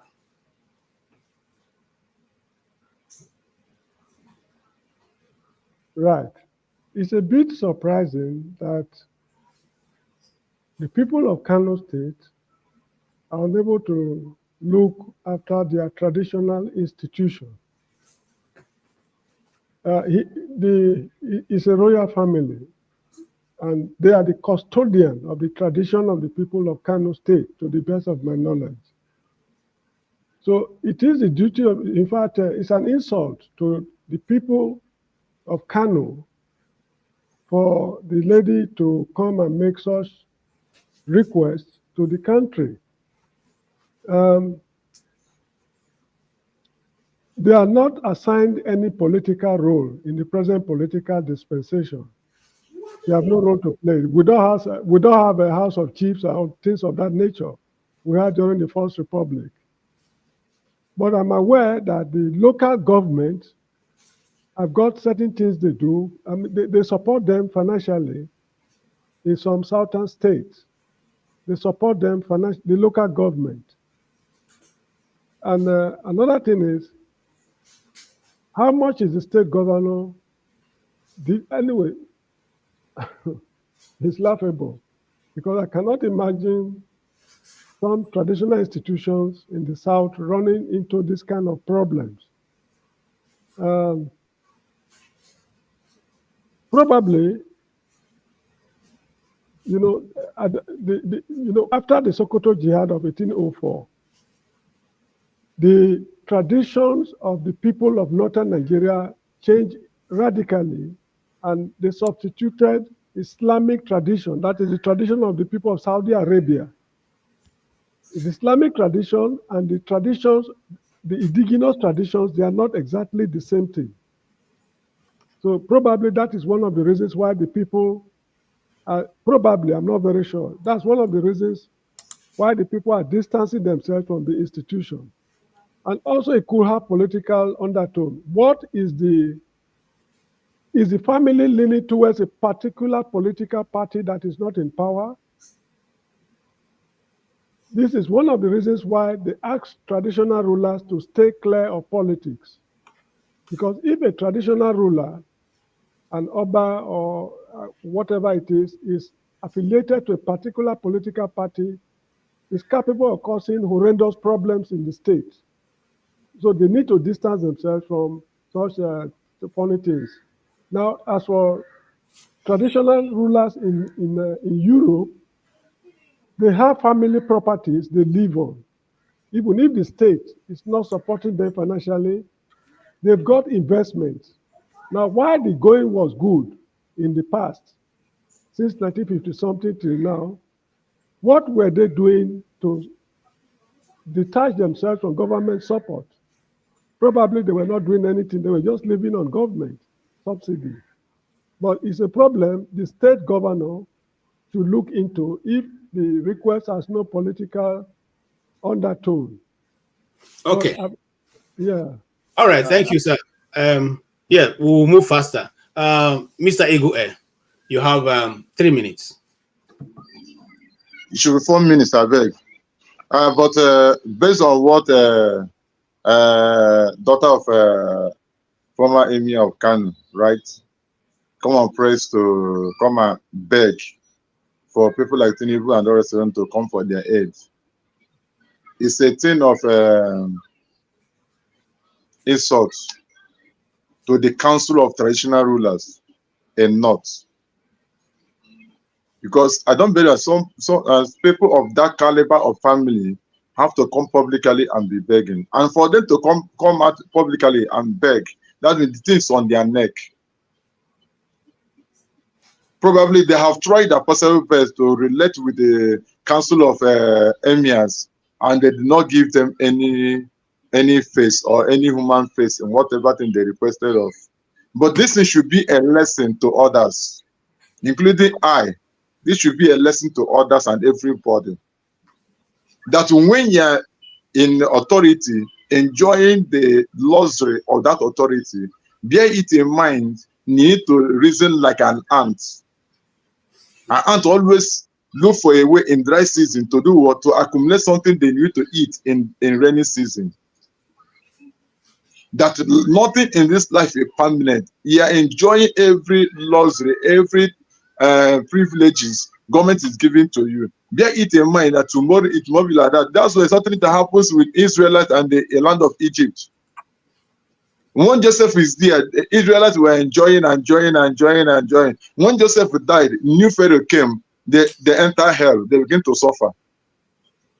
So that's the main problem they face in life. So the main thing they need to do, the young lady, let the council of emirs in their own states look into their matter and sort it out so that it will be easy for them. The young lady also, in their own family, does it mean that there's nobody among this royal family that have an upper hand that can help them out, at least to be part of the government, no matter whatever thing they're doing, to be part of government? Ogagens has said it all.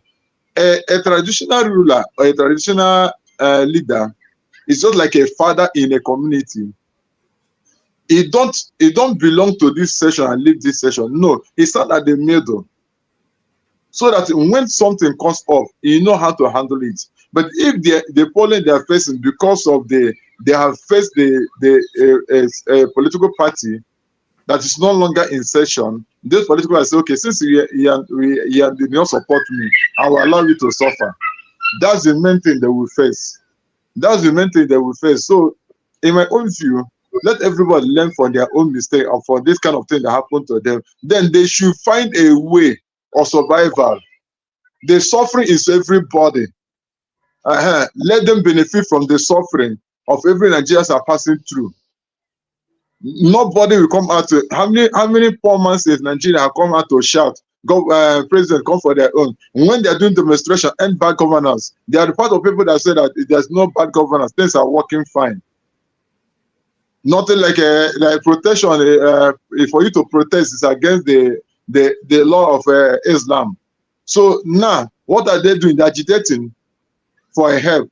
Let everybody find a help themselves. Everybody are suffering together. Let them suffer it together with all. Then if the thing pains them, they should do the right thing. We have a good government. The problem of Northerners is that whenever something is going wrong, as long as that person is a top politician, is a leader, they support him in respect of doing the wrong thing. That's the problem they have. And that's why they are moving into poverty more and more. Because they respect their leaders, whatever thing they say, without saying no, that this is wrong, we are not going to follow you this sheepishly and see how it goes. All so right. Let everybody learn from their own yearning of what is going on. Thank you. Thank you so much. Mr. KJ. Yes. If gold rusts, what will iron do? Iron will have dissolved now. It's okay. All right. Thank you so much. Welcome to Bumi. Bumi has been on the comment section, and I see you are tackling some of those, those questions that normally comes without, much to say. But it's good to see you. You have followed the development, and I'll give you 5 minutes to be able to make your contribution in every other topic we have discussed earlier on, and then eventually end on this one. You're welcome. Thank you, Mr. KJ. Good evening, everyone. I don't want to bring the topic back, but I wanted to come in when we were talking about religion. So I'm just going to quickly just say something in that aspect and move forward.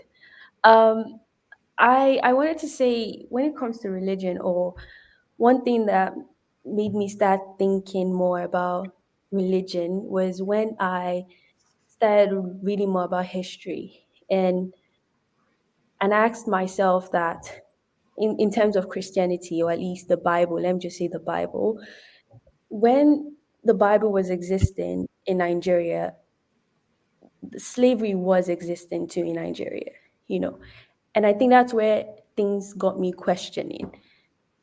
And I got to a conclusion that religion, majority of the time, is used as a form of control. Now, for me to clarify, this is not me saying that God does not exist. I think two things can be true at the same time. that God can exist and people can also be taking advantage of, the Bible too. Those things can coexist together.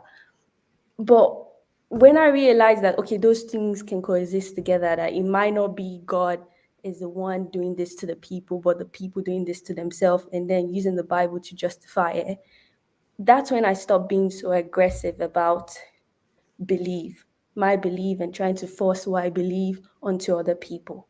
And I kept it so very much private. And I left the conversation to us having a intellectual conversation when it comes to religion, whereby my goal is never to convince you that my religion or where my religion is the true religion, but for me to have a goal whereby you can understand my perspective of religion and I can understand your perspective of religion, and both of us can coexist together even if we agree to disagree.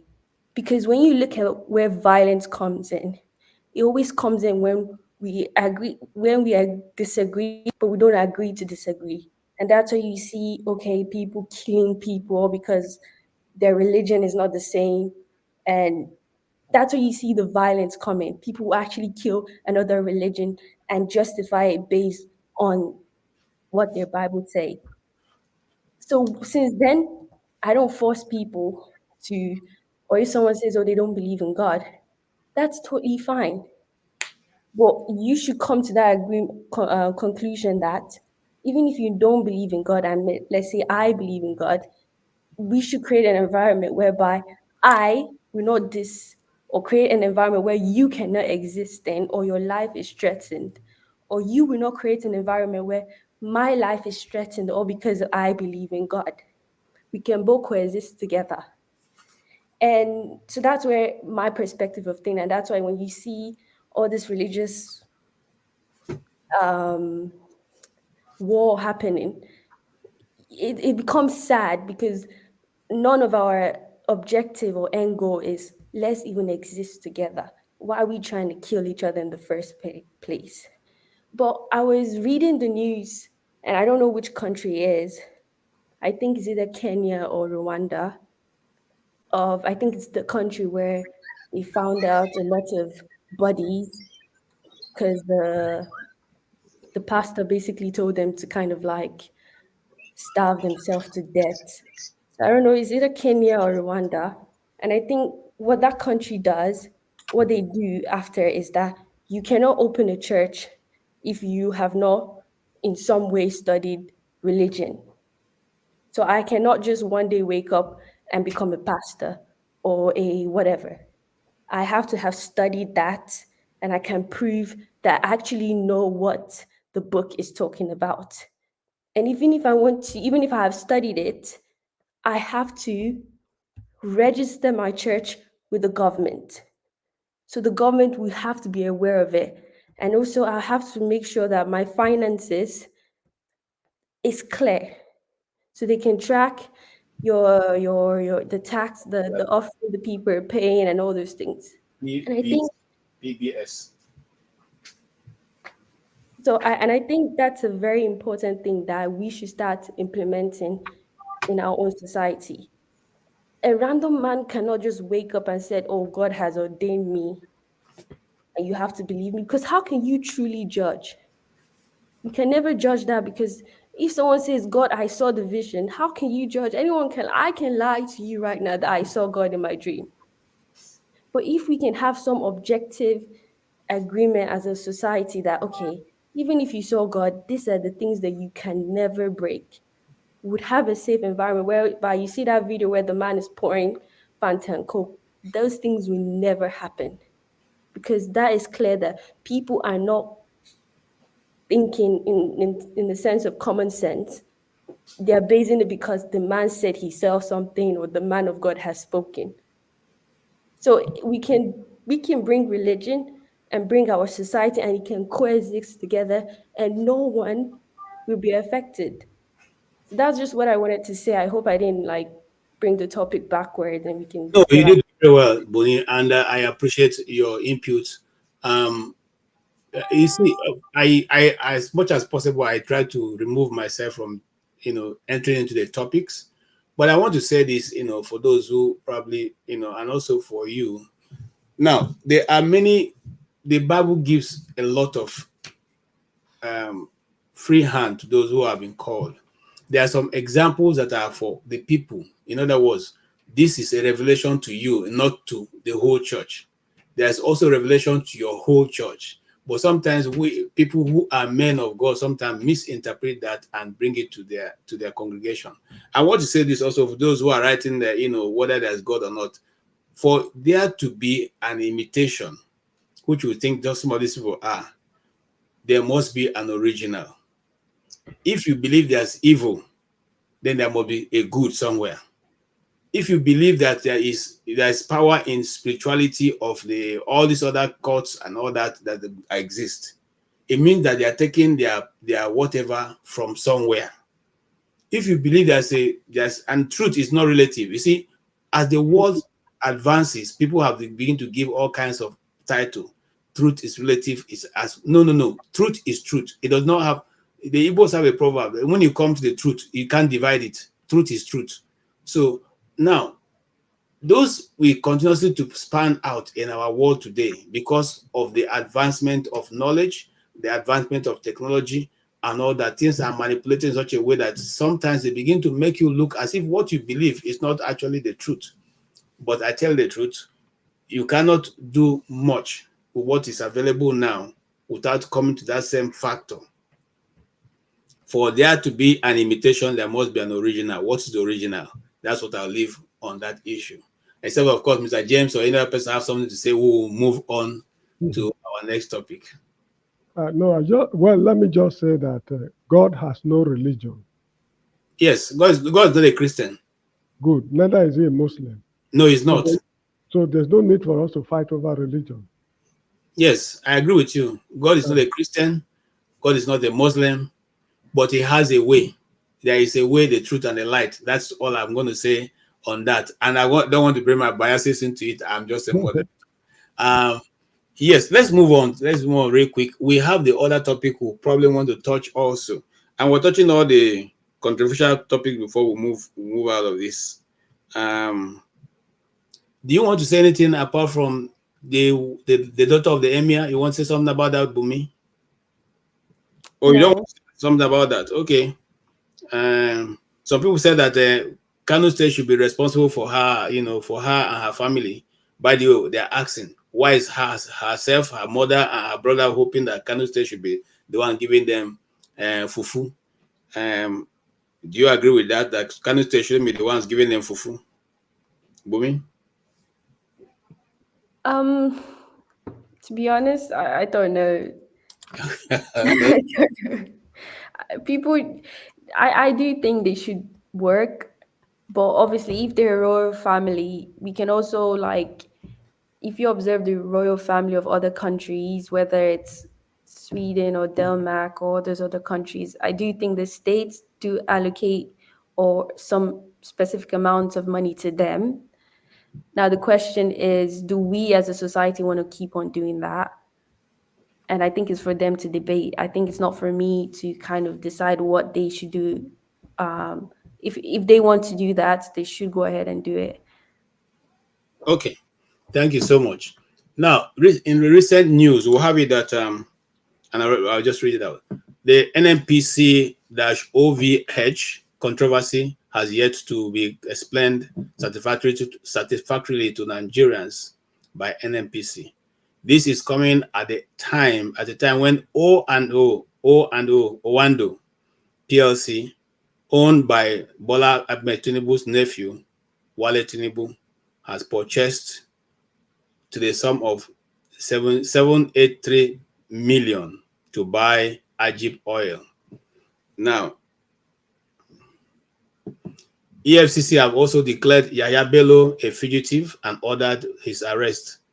Okay, and Dangote's refinery is supposed to commence refining in September, while the Chinese firm has seized another Nigerian jet in Canada and also making for the UK diplomatic house. These are issues that ladies who can bring to the fore. What do you say? Wale Tinubu has bought the Agip Oil. Remember that some time ago it was rumored that they also own a refinery in Malta.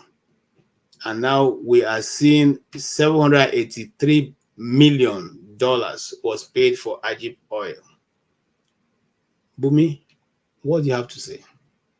Is that all of a sudden we have so much money now, we are buying all those things, and the one the NNPC own is not able to produce. Even the one that Dangote have put, we are finding it difficult to give him 13 oil tankers in a year. We have only managed to give him 6, which is not even enough to run his business.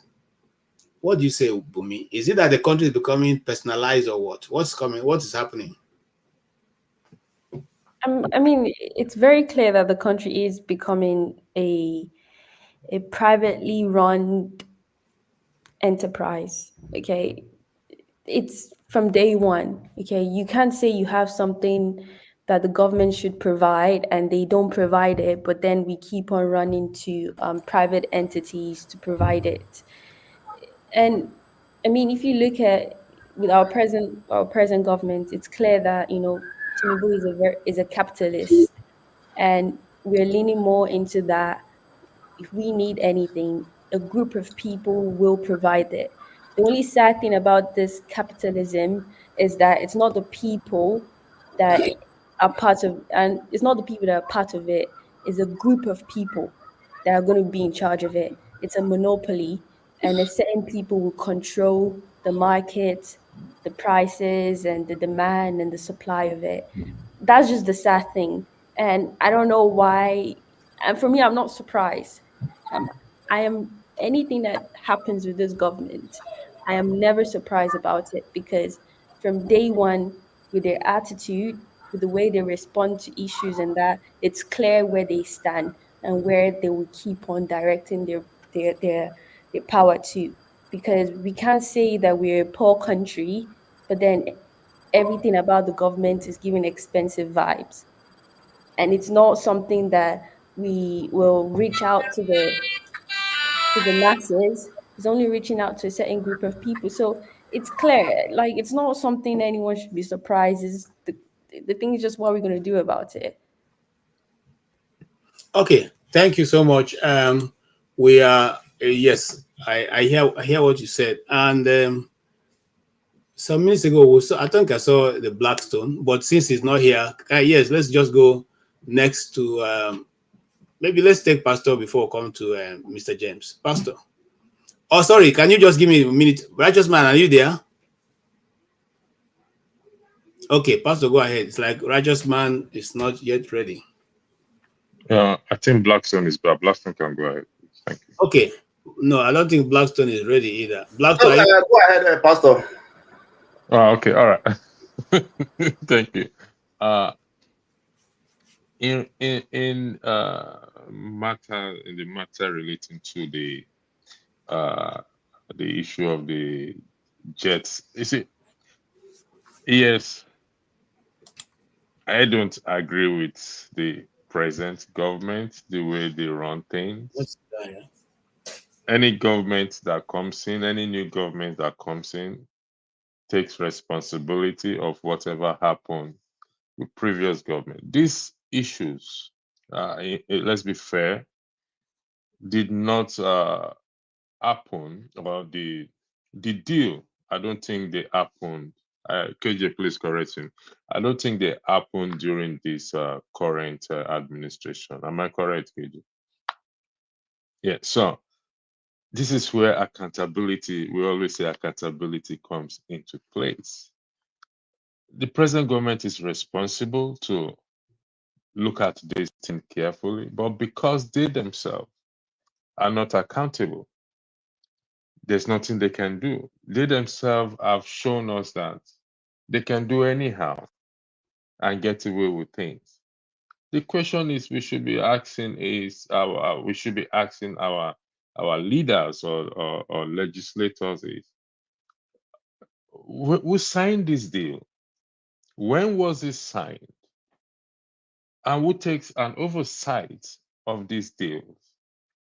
And why are they just coming up? Why the default when we have so much money And when a senator or a lawmaker is being paid, is being given 21 million naira a month. So how did we get to this place? This is where accountability comes in.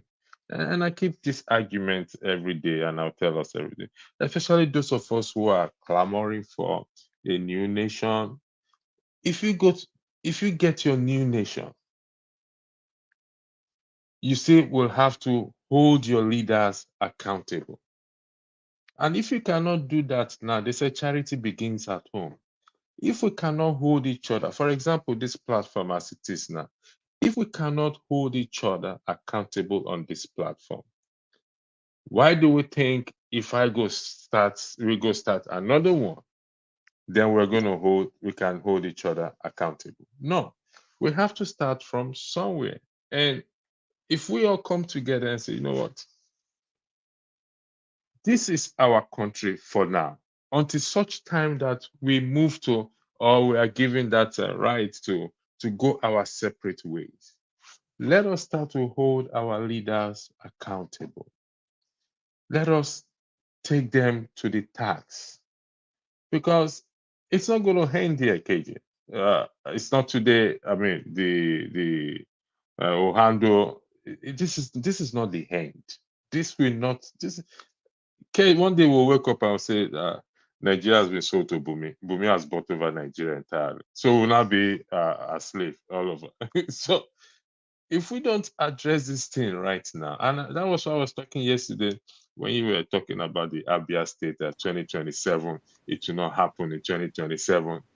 We're living in a dreamland. We've not addressed the current issue. We are projecting 2027. How is that possible? Okay. How can we change you see, the rot keep. Listen, this administration brought out a lot of things. Let's give them credit for that. They are not suppressed. Nothing is being suppressed.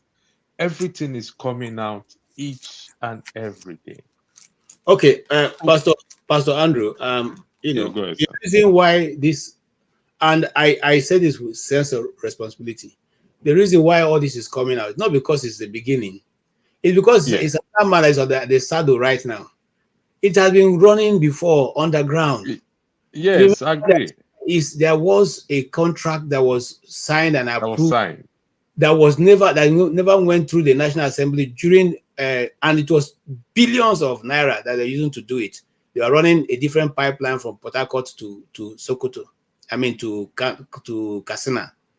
All right, it's still ongoing. It was brought up, but it was quickly put down so that nobody reported about it.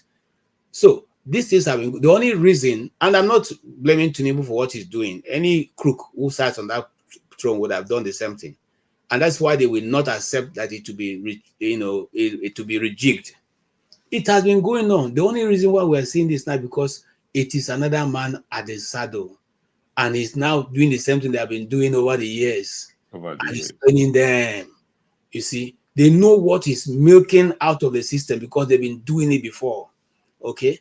And you see, that's why I don't on this platform I said I'm not supporting Igbo man to be the president of Nigeria because he cannot do that. He will not have the heart, the ability to be able to do that because he will not be able to do it. So they are dealing with somebody who knows their antecedents, okay, and he's doing exactly what they've been doing over the years.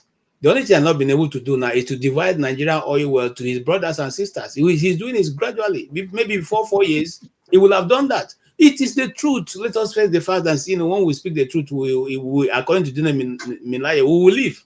So speak the truth and live.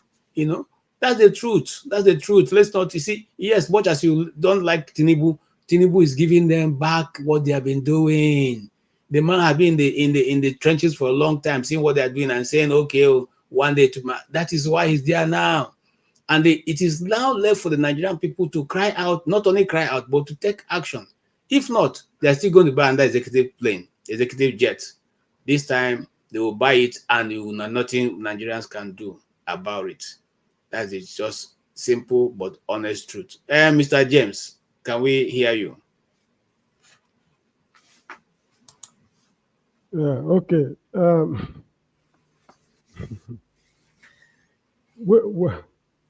you've raised quite a lot of topics, and let me comment on this issue of Ogun State government, federal government, and the Chinese.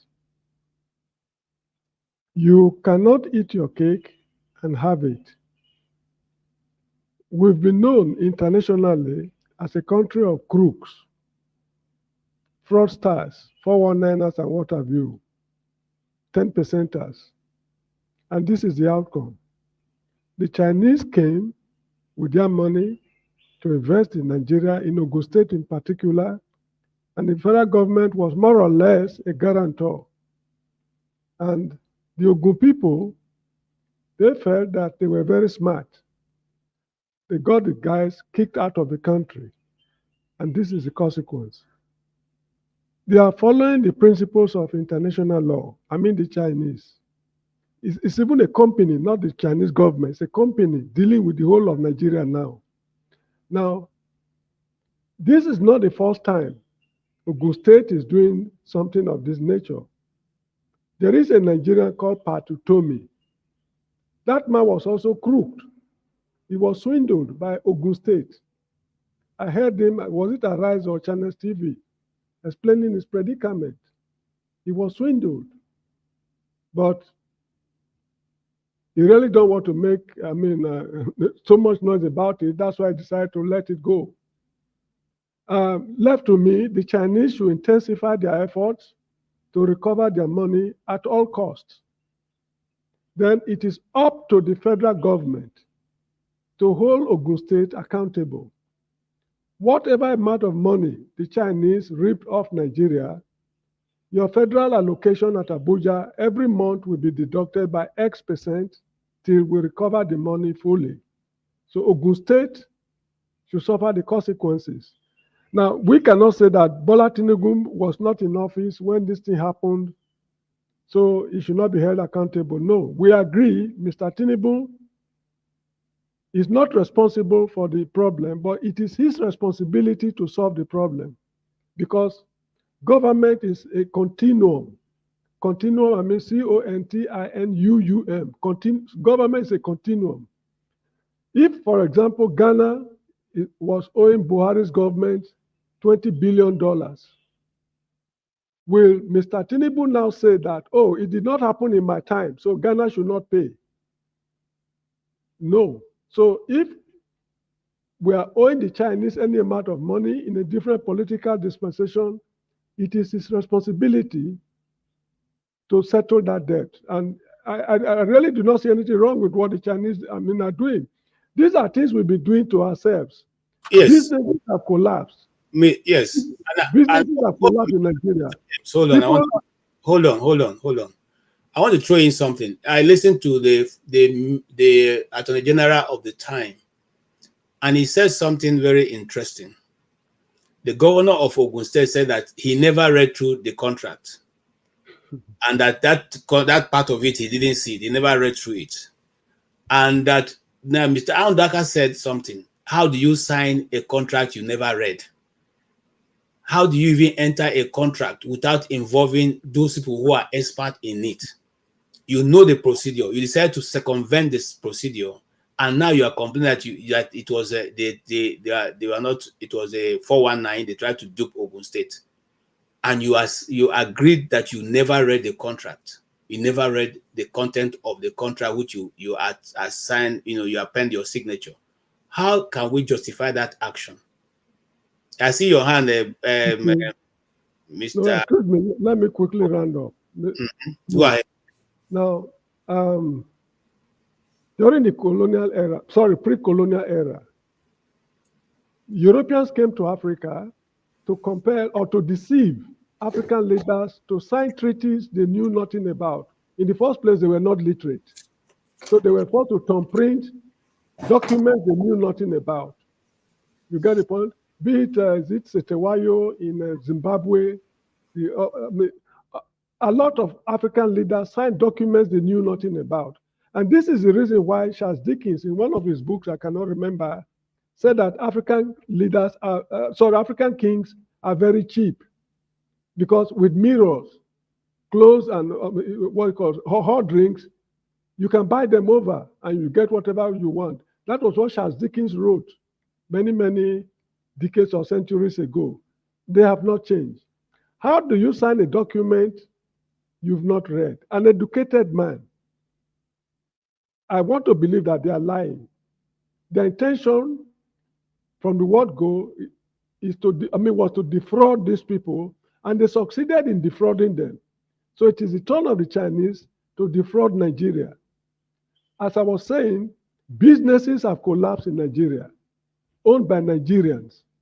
There's no judiciary you can go to. Now, there's a judiciary somewhere people are able to go to, and that is what they are exploring right now. What they should even do, what they should have done is to appeal to the international community to possess Aso Rock in Abuja. A judgment should be passed that Aso Rock from now on belong to that Chinese company until the debt is paid.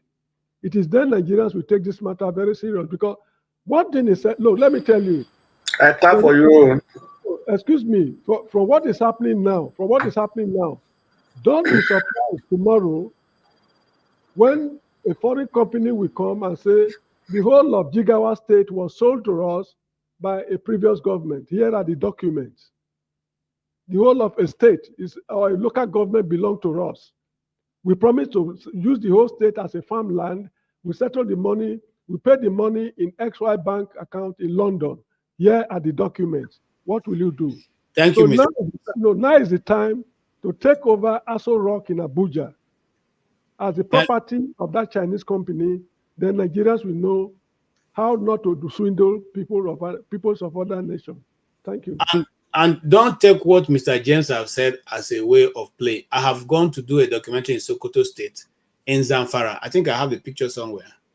In Zamfara, we saw a Chinese man farming alongside with the villagers. A Chinese man farming. They had their own farm as big as the villagers farming. And we stopped because we were curious. I was stopped to ask him, how come you are farming this, with a local farm? They said, oh, yes, it's his farm. In the middle of nowhere, there was no electricity, nothing.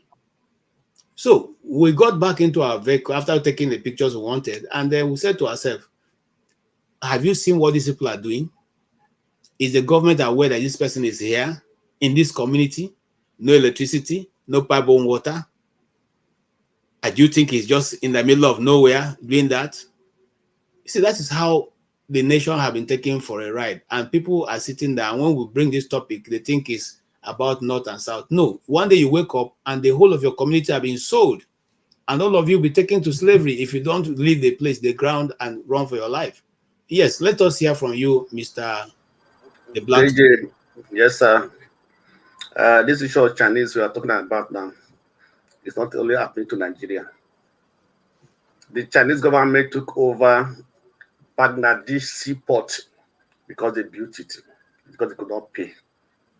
That is Chinese. That's how Chinese deal with their debtors all over the world. It's not only in Nigeria. It's going on. Chinese are doing it. If you don't pay their debt, something is there. It's like something is there because it is their money. They're supposed to recover it back. And once you're not paying it, they took over the property. It's not only Nigeria, it is happening. It's happening in many part of the world where Chinese have signed contracts with that country or with that country, and once they get their money, they are taking it back. And Africans or countries have been warned about this before, but they didn't listen because Chinese loan and things like that seems to come with a cheap, lower interest rate or something juicy, things written in the contract and everything. And every country's dive into it. And once they fail, the Chinese come and take over it. Do you know that even Chinese has their own personal police station somewhere in South Africa? They have a police station of their own somewhere in South Africa, in a town in South Africa. So Chinese are penetrating into countries whereby they feel that they have some edge over them for one reason or the other. So it is very bad, and it was disgraceful to Nigeria that they were able to get Chinese able to seize Nigerian national assets, and then this also happened before in this this oil deal. I can't forget I think I've forgotten it. The same thing also happened when when the international court were told Nigeria to the company to seize any of Nigeria, and I think they gave judgment in favor of the foreign company to have access to Nigerian property and things like that. This has been going on. But the state that is taking loan, who are approving it for them without going through it, because I think the time of Konjo Wala, there was a state that actually applied for such a loan, and she rejected it. She not assent to it. That caused her a lot of issues and things like that. I think she saw everything in her book, something like that. So it is the people, because it is the people in the federal government who are assigning to these loans without even looking at it, because it was like a federal government guaranteed loan, because the approval to come from the federal government before that deal can go on. That's what I understand, what I found out in those deals could not be assented to by the minister of for finance or something like that, or before that law can be approved, that can go on. So who is the person in the federal ministry, the minister for responsible, who signed that loan, who attest to it? Okay. Blackstone, according to the Minister of Justice, Mr. Andaka, at that time, said in an interview, he never went through his table. He was supposed to go through his table. They circumvented him. They knew that if he came to his table, he will not allow it to pass, or they would have given it the much needed treatment that he needed, because they would have read through the document. So they circumvented him, okay, to get it passed. Okay, KJ, now the issue is this.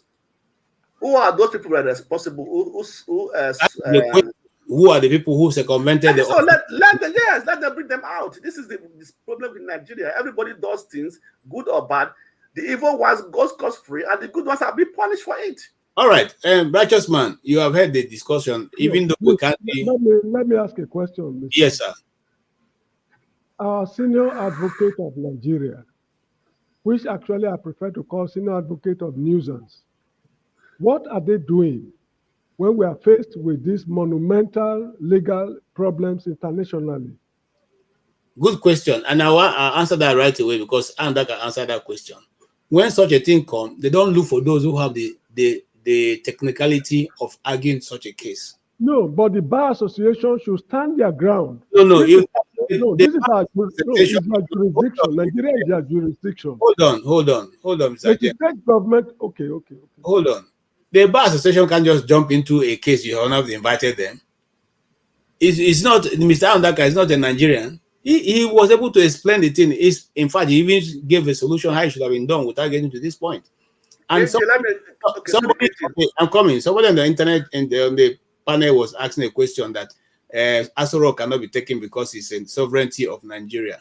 Even Mr. Andaka said the plane should not be seized because it is not a commercial plane. It is for the sovereignty of Nigeria, but it is being seized. So what are you going to say about that?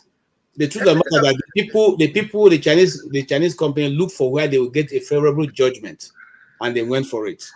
So it's not that Nigeria lacks the lawyers to be able to stand and defend the case or even fight it to a very logical conclusion. No. People didn't invite them in. Please, let us not defend. KJ, hold on, let me. Okay, KJ. Sorry, Mr. Blackstone. Just hold on, just a question. This case has been dragging on for a very long time. Lawyers from Ogun State, they either go there late whenever the case comes up, or they don't appear, or they put up wishy-washy presentations. That is what led to this judgment. Yes. So it is the fault of Nigeria. No, he's not exempting Nigeria. He's saying that they themselves know why they are doing what they are doing. Get what I'm saying? Mr. Andaka said the government of Ogun State knows what why they are doing what they are doing. Look, up till now, nobody has come out to tell you in clear-cut terms what caused this quarrel. Mr. James, someone leave the story. And I start when Nigeria sent out a Bakassi to so Cameroon. When Nigeria not go to the court, when Nigerian so-called senior advocate going to the court to represent Nigeria. Okay. What happened? How did they run that deal that it was sent out? Do you know? You know, so these are some of the things that happens in Nigeria because we are people who are nonchalant. We don't take things to be serious. That's the attitude of most Nigerians. Okay. Thank you so much, Mr. Fade. Okay, you say I've not seen such a people as shameless as Nigerians. Well, I don't know what you mean by that, but I know that Nigerians are not shameless, and I know that they are very brilliant Nigerians working in the highest places in the world, whether you call them NASA or you call them wherever. There's no profession on earth that Nigerians are not distinguished except even going to the moon. So I think when you say those countries are disciplined. When lack discipline, that's how the citizens behave.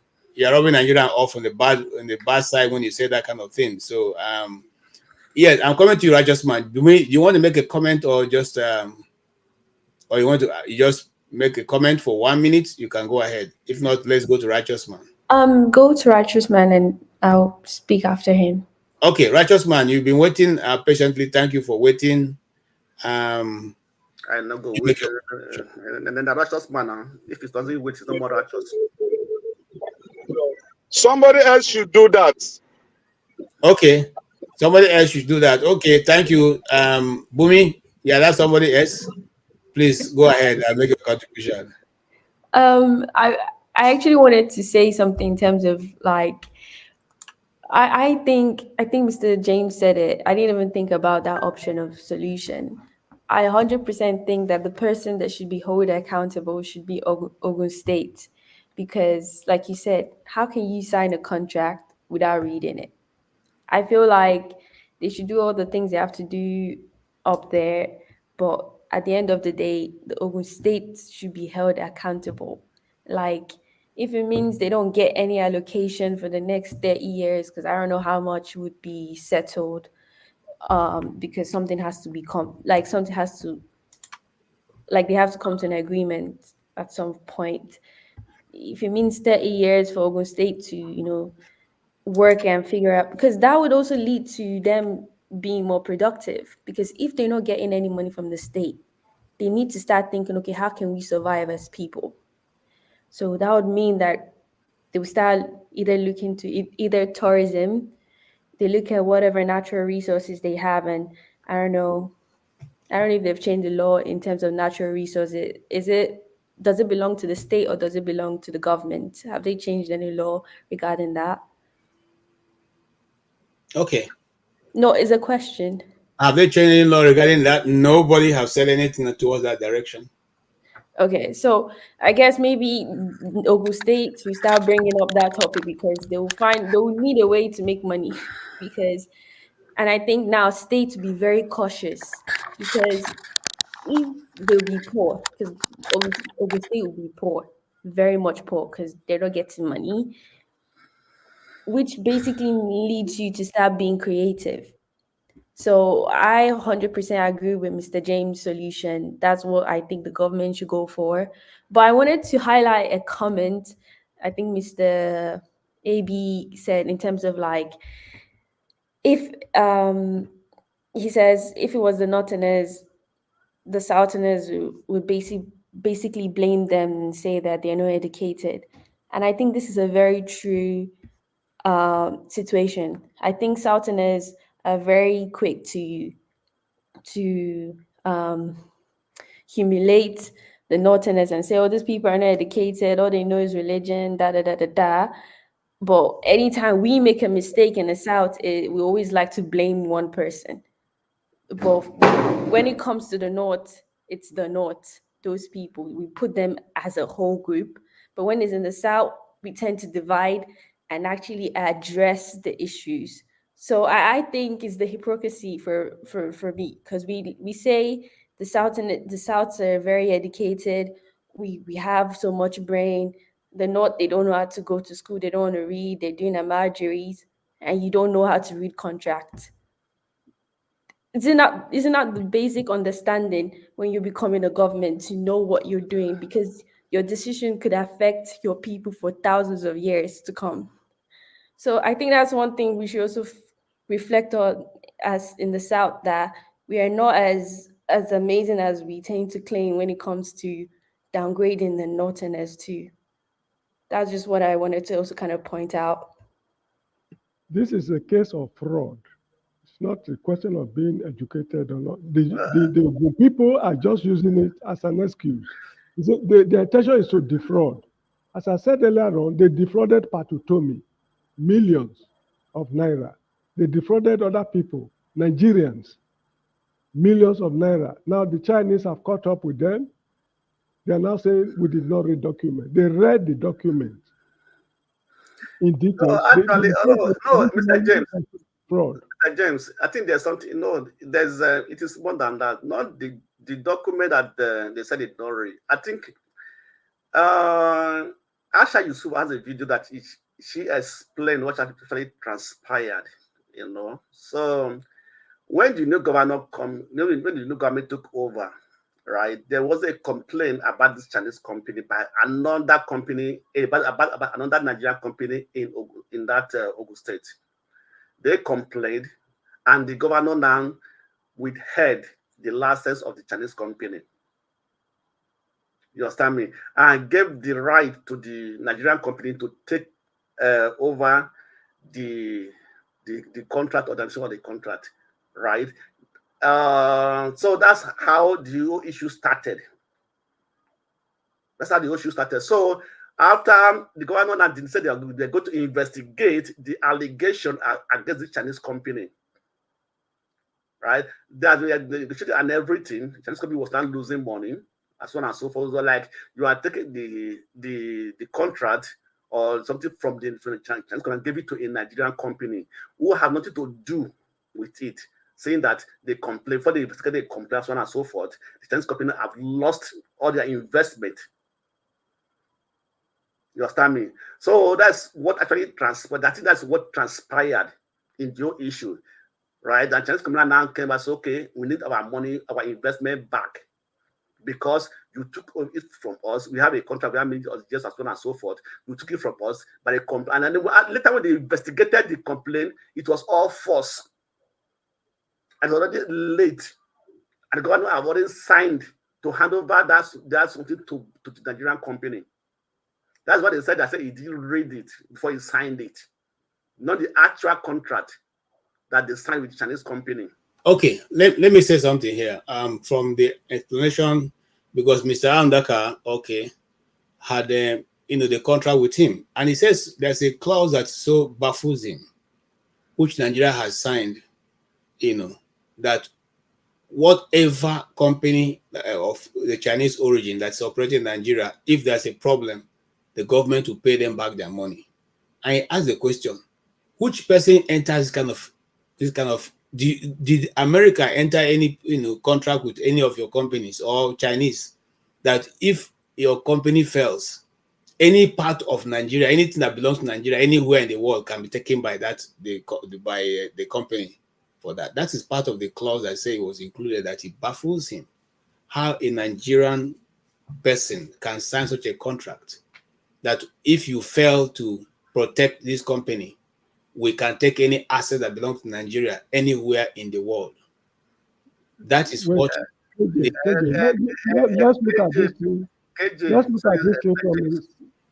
Sorry, Mr. James. All this we are talking about, Nigeria know that person are there. Do you know what finish? Wait.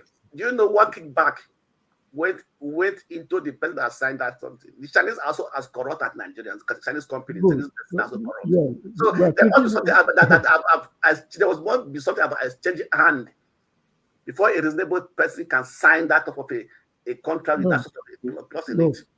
There's something we should also look at. The Chinese are corrupt, the Nigerians are corrupt. There's a remote possibility that some Nigerians behind the scene are sharing this loot with the Chinese company. Whatever assets they seized from the Nigerian government, part of it goes to them behind the scene. Because the Nigerian house maybe at Liverpool, if it is sold, it's going to yield some money. Those who facilitated it, Nigerians who facilitated it, will also get part of it. I think somebody was telling me a story of how they discovered some Abacha loot somewhere. And when the matter was being discussed, those who discovered it were saying that they should be given part of it because they made the discovery. Yes. Yes, good. So the guy was telling me the truth. So there's a remote possibility that there are some people in Ogun State who connived with the Chinese that this is what we are going to do. And in the course of doing it, look, you spent 50 billion on this project. But if we're able to seize the house at Liverpool, this is what we get. This and that and that and that. They listed everything. Then they agreed that we should do it like that. They called the immigration to flush out the Chinese out of the country. They canceled the agreement and the matter went to court. And what we are planning now, doing, strategizing in Nigeria, the Chinese are being furnished with all the details to counteract whatever moves we are going to take in any court of law in any part of the world. This is a remote possibility because fraud in Nigeria has reached a very, very advanced stage. The country is morally barren and bankrupt. The country is morally barren and bankrupt. We've attained a very, very high stage of moral decay in the Federal Republic of Nigeria. All right, thank you, sir. And somebody saying if I have the something, I don't have the proof. This is why I said there's a remote possibility. I'm not saying I'm with any empirical proof. It's a remote possibility. The federal government should also think along that line in solving this problem. Because if you're able to pin a Nigerian down, they're able to pin down a Nigerian, conniving with them, they can reverse all these judgments internationally. All right, as we begin to round up, I can see Igu, so I'll give him an opportunity to make. I want to talk about this. They call the so-called Agip took over by. Okay, no problem. When we get to you, we are rounding up because we're going to stop this broadcast by 3:30, and so Igu just came in. You can go on. You can go on. Let him finish what he has in mind before he forgets his letter. Will come on. Now, Mr. Blackstone, this is going to be your final roundup, and you have 3 minutes. I have 3 minutes. Yes. Round up. Anyway, yes. Today when you wear time, like say, I'm still long. Okay, yeah, okay. About the Oando taking over of the Agip, taking over Agip. Well, for me, I think the Oando belongs to Tinubu family, things like that. There are many things that belong to family Tinubu family which we don't even know about. Because there was an article in Financial Times that says they could not even trace how Tinubu become superly rich. Cannot trace any investment, nothing to him, right? So I think what Tinubu is doing is that, in fact, if possible, Tinubu can even sell Nigeria. Because taking over all this, and what I see in this is that Nigerians are not effective or efficient in managing very complex business industry or things like that. And when these foreigners are leaving the country and selling their assets to Nigerian companies, in fact, Nigeria is in fact, it's heading a total collapse of everything in Nigeria. So, and when we see all this happening, we have to be very concerned. We have to be very concerned because when we look at every federal government or companies that have been privatized, none of them today is working effectively. No one is up to optimum. Look at the power sector, right?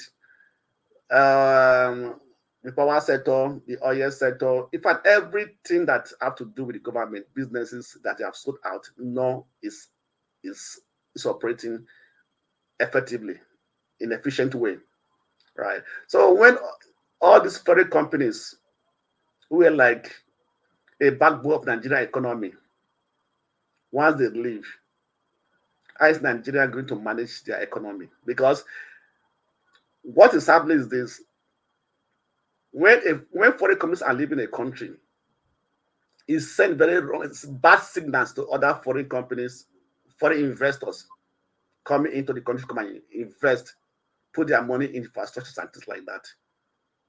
They can come and buy your bond, treasury bills, as well as so forth, because those ones are guaranteed money. They can bring their money, buy it. After it's matured, they take their money, they go away. But they're not going to put in infrastructures, business on the ground that will create employment, that will make the country grow and so on and so forth. So Nigeria has to be very careful. What Tinubu is doing, for me, it is very bad. It's a shame. Rastam, it's a shame that they are letting all this thing happening. And since he came to power, there have been more than 10 foreign companies that have left Nigeria. Guinness is leaving, as announced, they're leaving very soon. So, and all the companies that have been in Nigeria for years are leaving, and Mr. Tinubu let my people suffer. It's not even consigned what is happening. So for me, I guess Nigeria is actually in the brink of total breakdown, total bankruptcy. Companies will not be coming in, nothing will be happening in Nigeria. And if Tinubu continues like this for the next 4 years or next 3 years, that's having it's remaining in its 10, Nigeria will be totally zero. Most companies will not be operating, and if they are all operating, they will be operating not inefficiently, just to make money. So that's what I want to say about this, because for me, it's a total disaster. Oando belongs to him and his family. He cannot deny it. He has so many companies in Nigeria that they are denying that not belongs to them. Until recently, not because of the NSAS protest, nobody will know that TVC belongs to him. So these are the issues with Tinubu. Is on the ground. If you can buy Nigeria, you should buy Nigeria anyway. We buy Nigeria. Thank you. Thank you. Ego Air, let's go ahead. Yeah, thank you.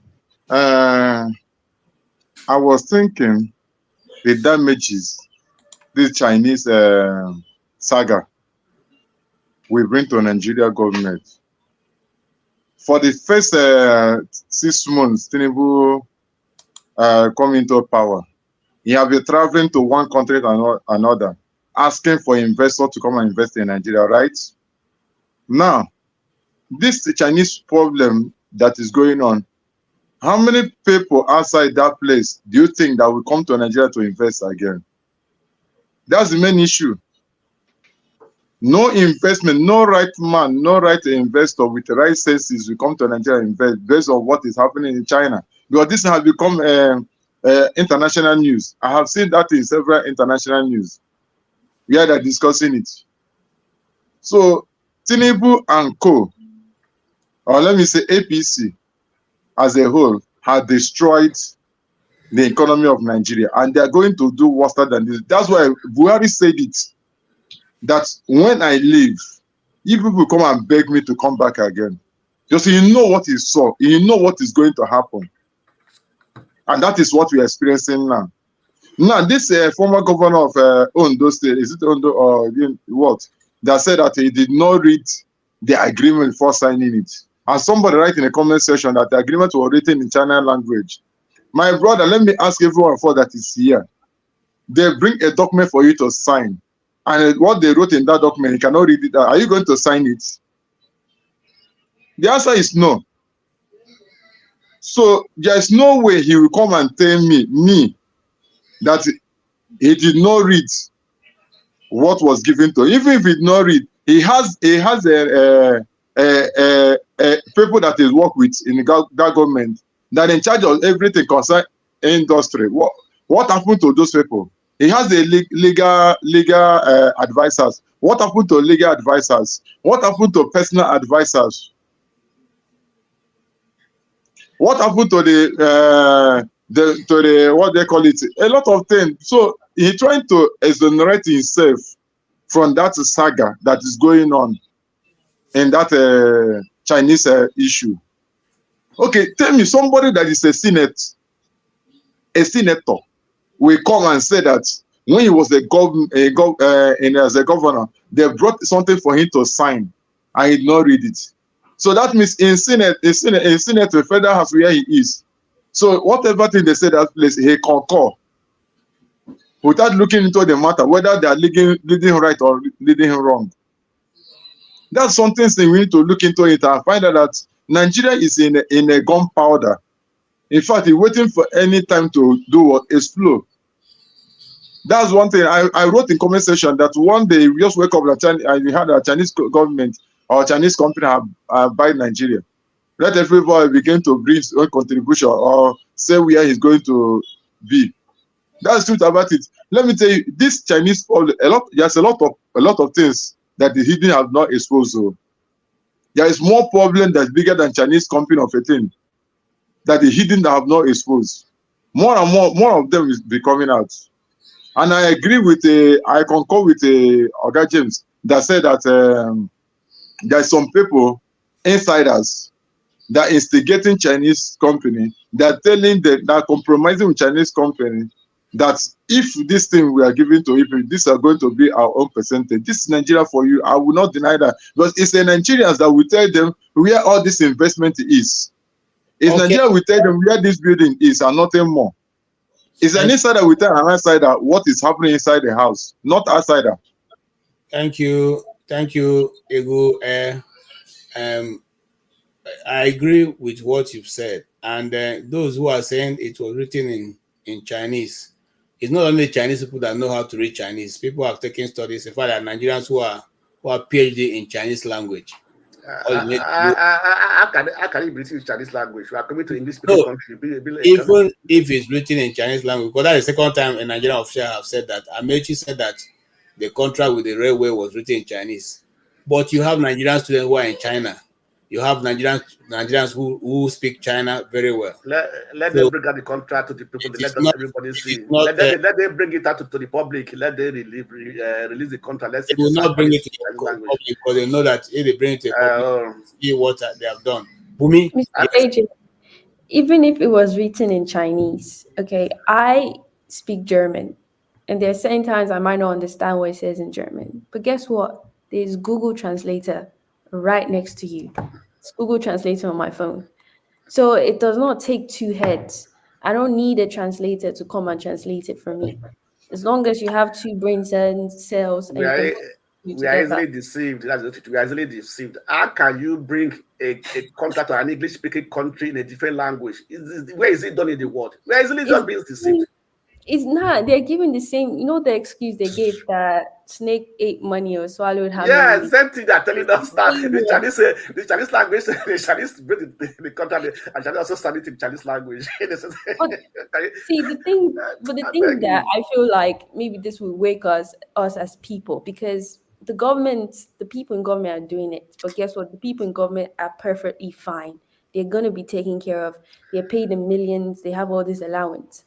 But for us, the people that keep on saying, don't worry, let these people stay, it's just 4 years or it's just 8 years. That's all it takes for them to sell everything and we go back to 100 years ago. Because I don't think I think this is why it's so sad they remove history. Take it back to history to know how things were going down back then. I think people are not aware of how bad things are. If we continue in this way of thinking, just let him stay for 4 years, or it's just 1 year, give it time. When they sell all of us and our future to come, that's when our eyes would open and we know that it's actually bigger than it is. Because I don't think they can. Sorry. My question is this: in all this saga, has anyone be held responsible? Has anyone be kicked out? Anyone be arrested? So, who do you expect? Mr. Blackstone, who do you expect to hold them accountable? They are the ones doing the thing. How will they hold themselves accountable when they're profiting from it?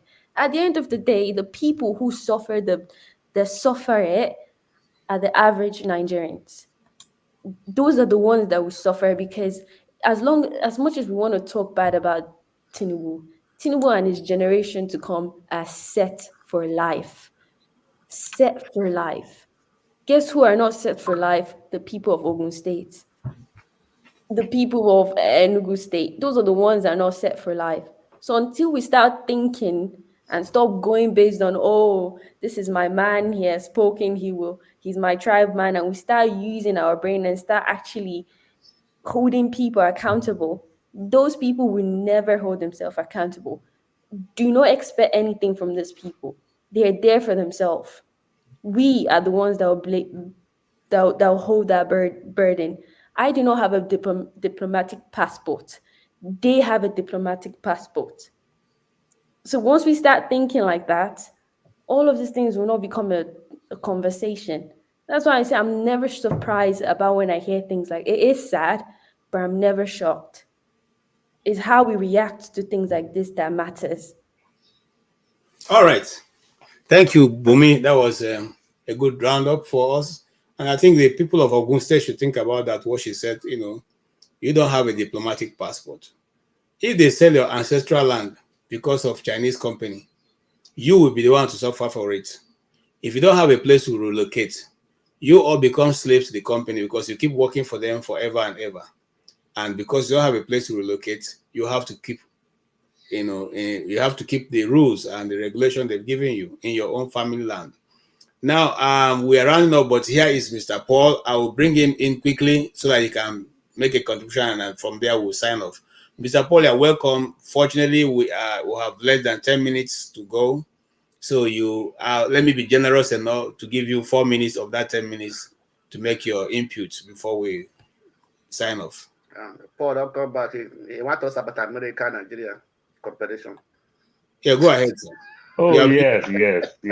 So since you want me to talk about America, I will talk. Trump was around me yesterday, 5 minutes away from my house. Mr. Blackman, allow him to talk, please. Yeah, so Trump was 5 minutes away from the house yesterday, since you want me to talk about America. I think Bumi just spoke my mind. The way the country is being wired, it's just being shameful. And some of those things also started with the media. You see the way our media work. Whenever you leave power, then they start calling you, you become statesman, then you start telling people during my time.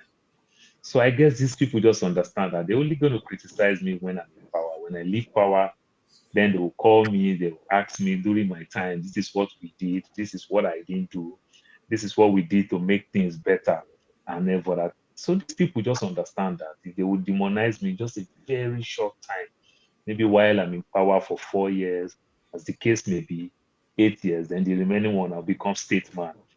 I'll start coming and tell people what to do or what not to do, or how we try to do things very well. There are some people who need to make silence. There are some people we need to shame them, and every other thing. But we don't really know how to do that because we bring culture into governance. We bring culture into nearly everything we do. And they use this thing to shut us down and every other thing. They call you enemy. You are not my kingsman. You are not my tribe man because I'm this tribe and this religion and the likes.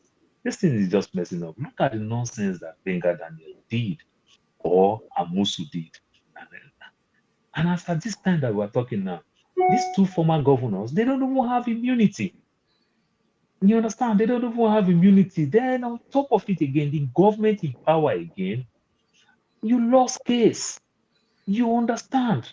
Like they said, the woman in that law that the blindfold woman eye. You've lost this case in several countries and everything. Why not cut your cost? One thing that you and I, we all here enjoy in the West, we enjoy when we sue government.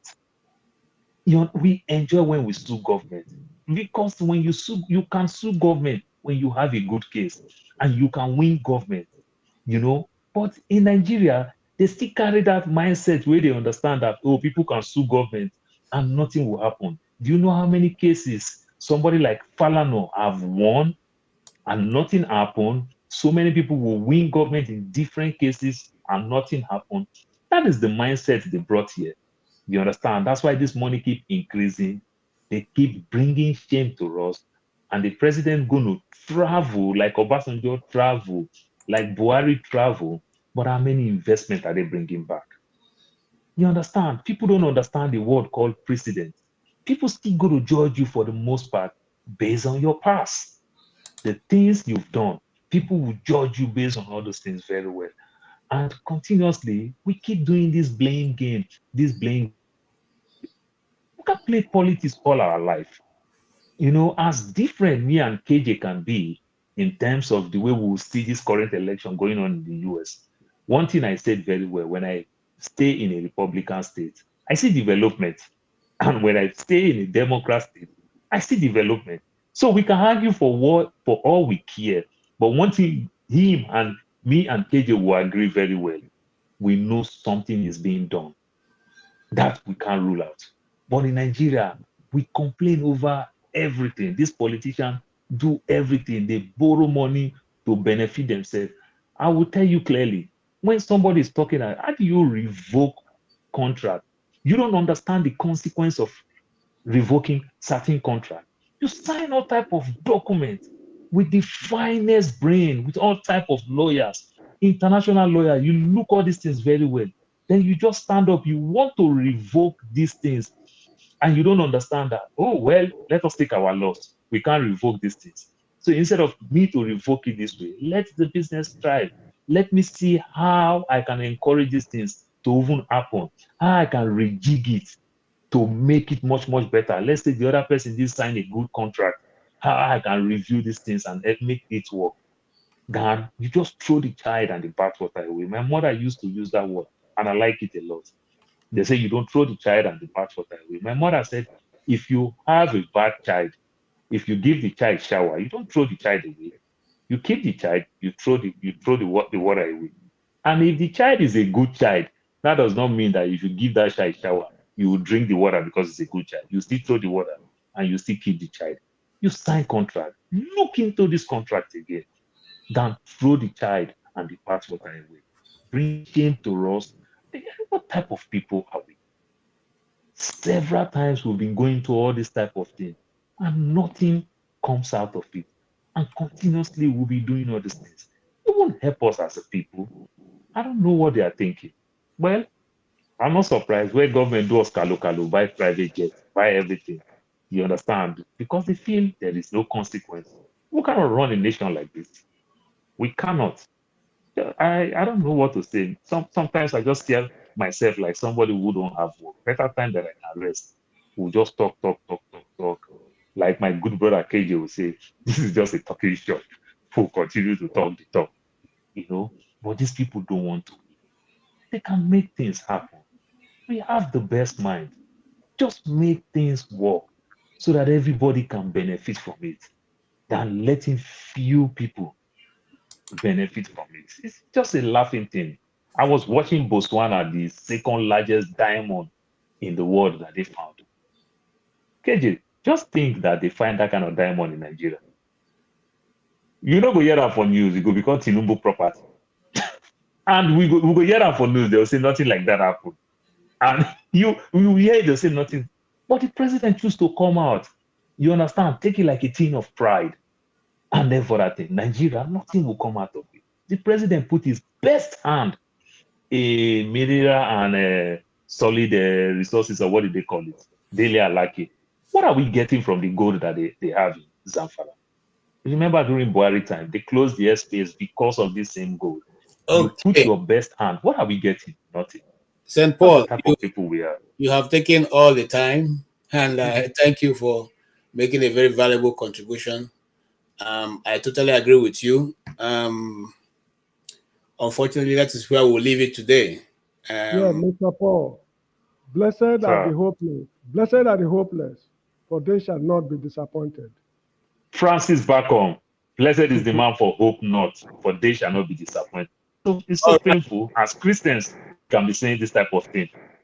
On that note, that not very worthy note, to leave it. Nigeria will continue to be hopeful. The people of Nigeria will. It is time for you to rise.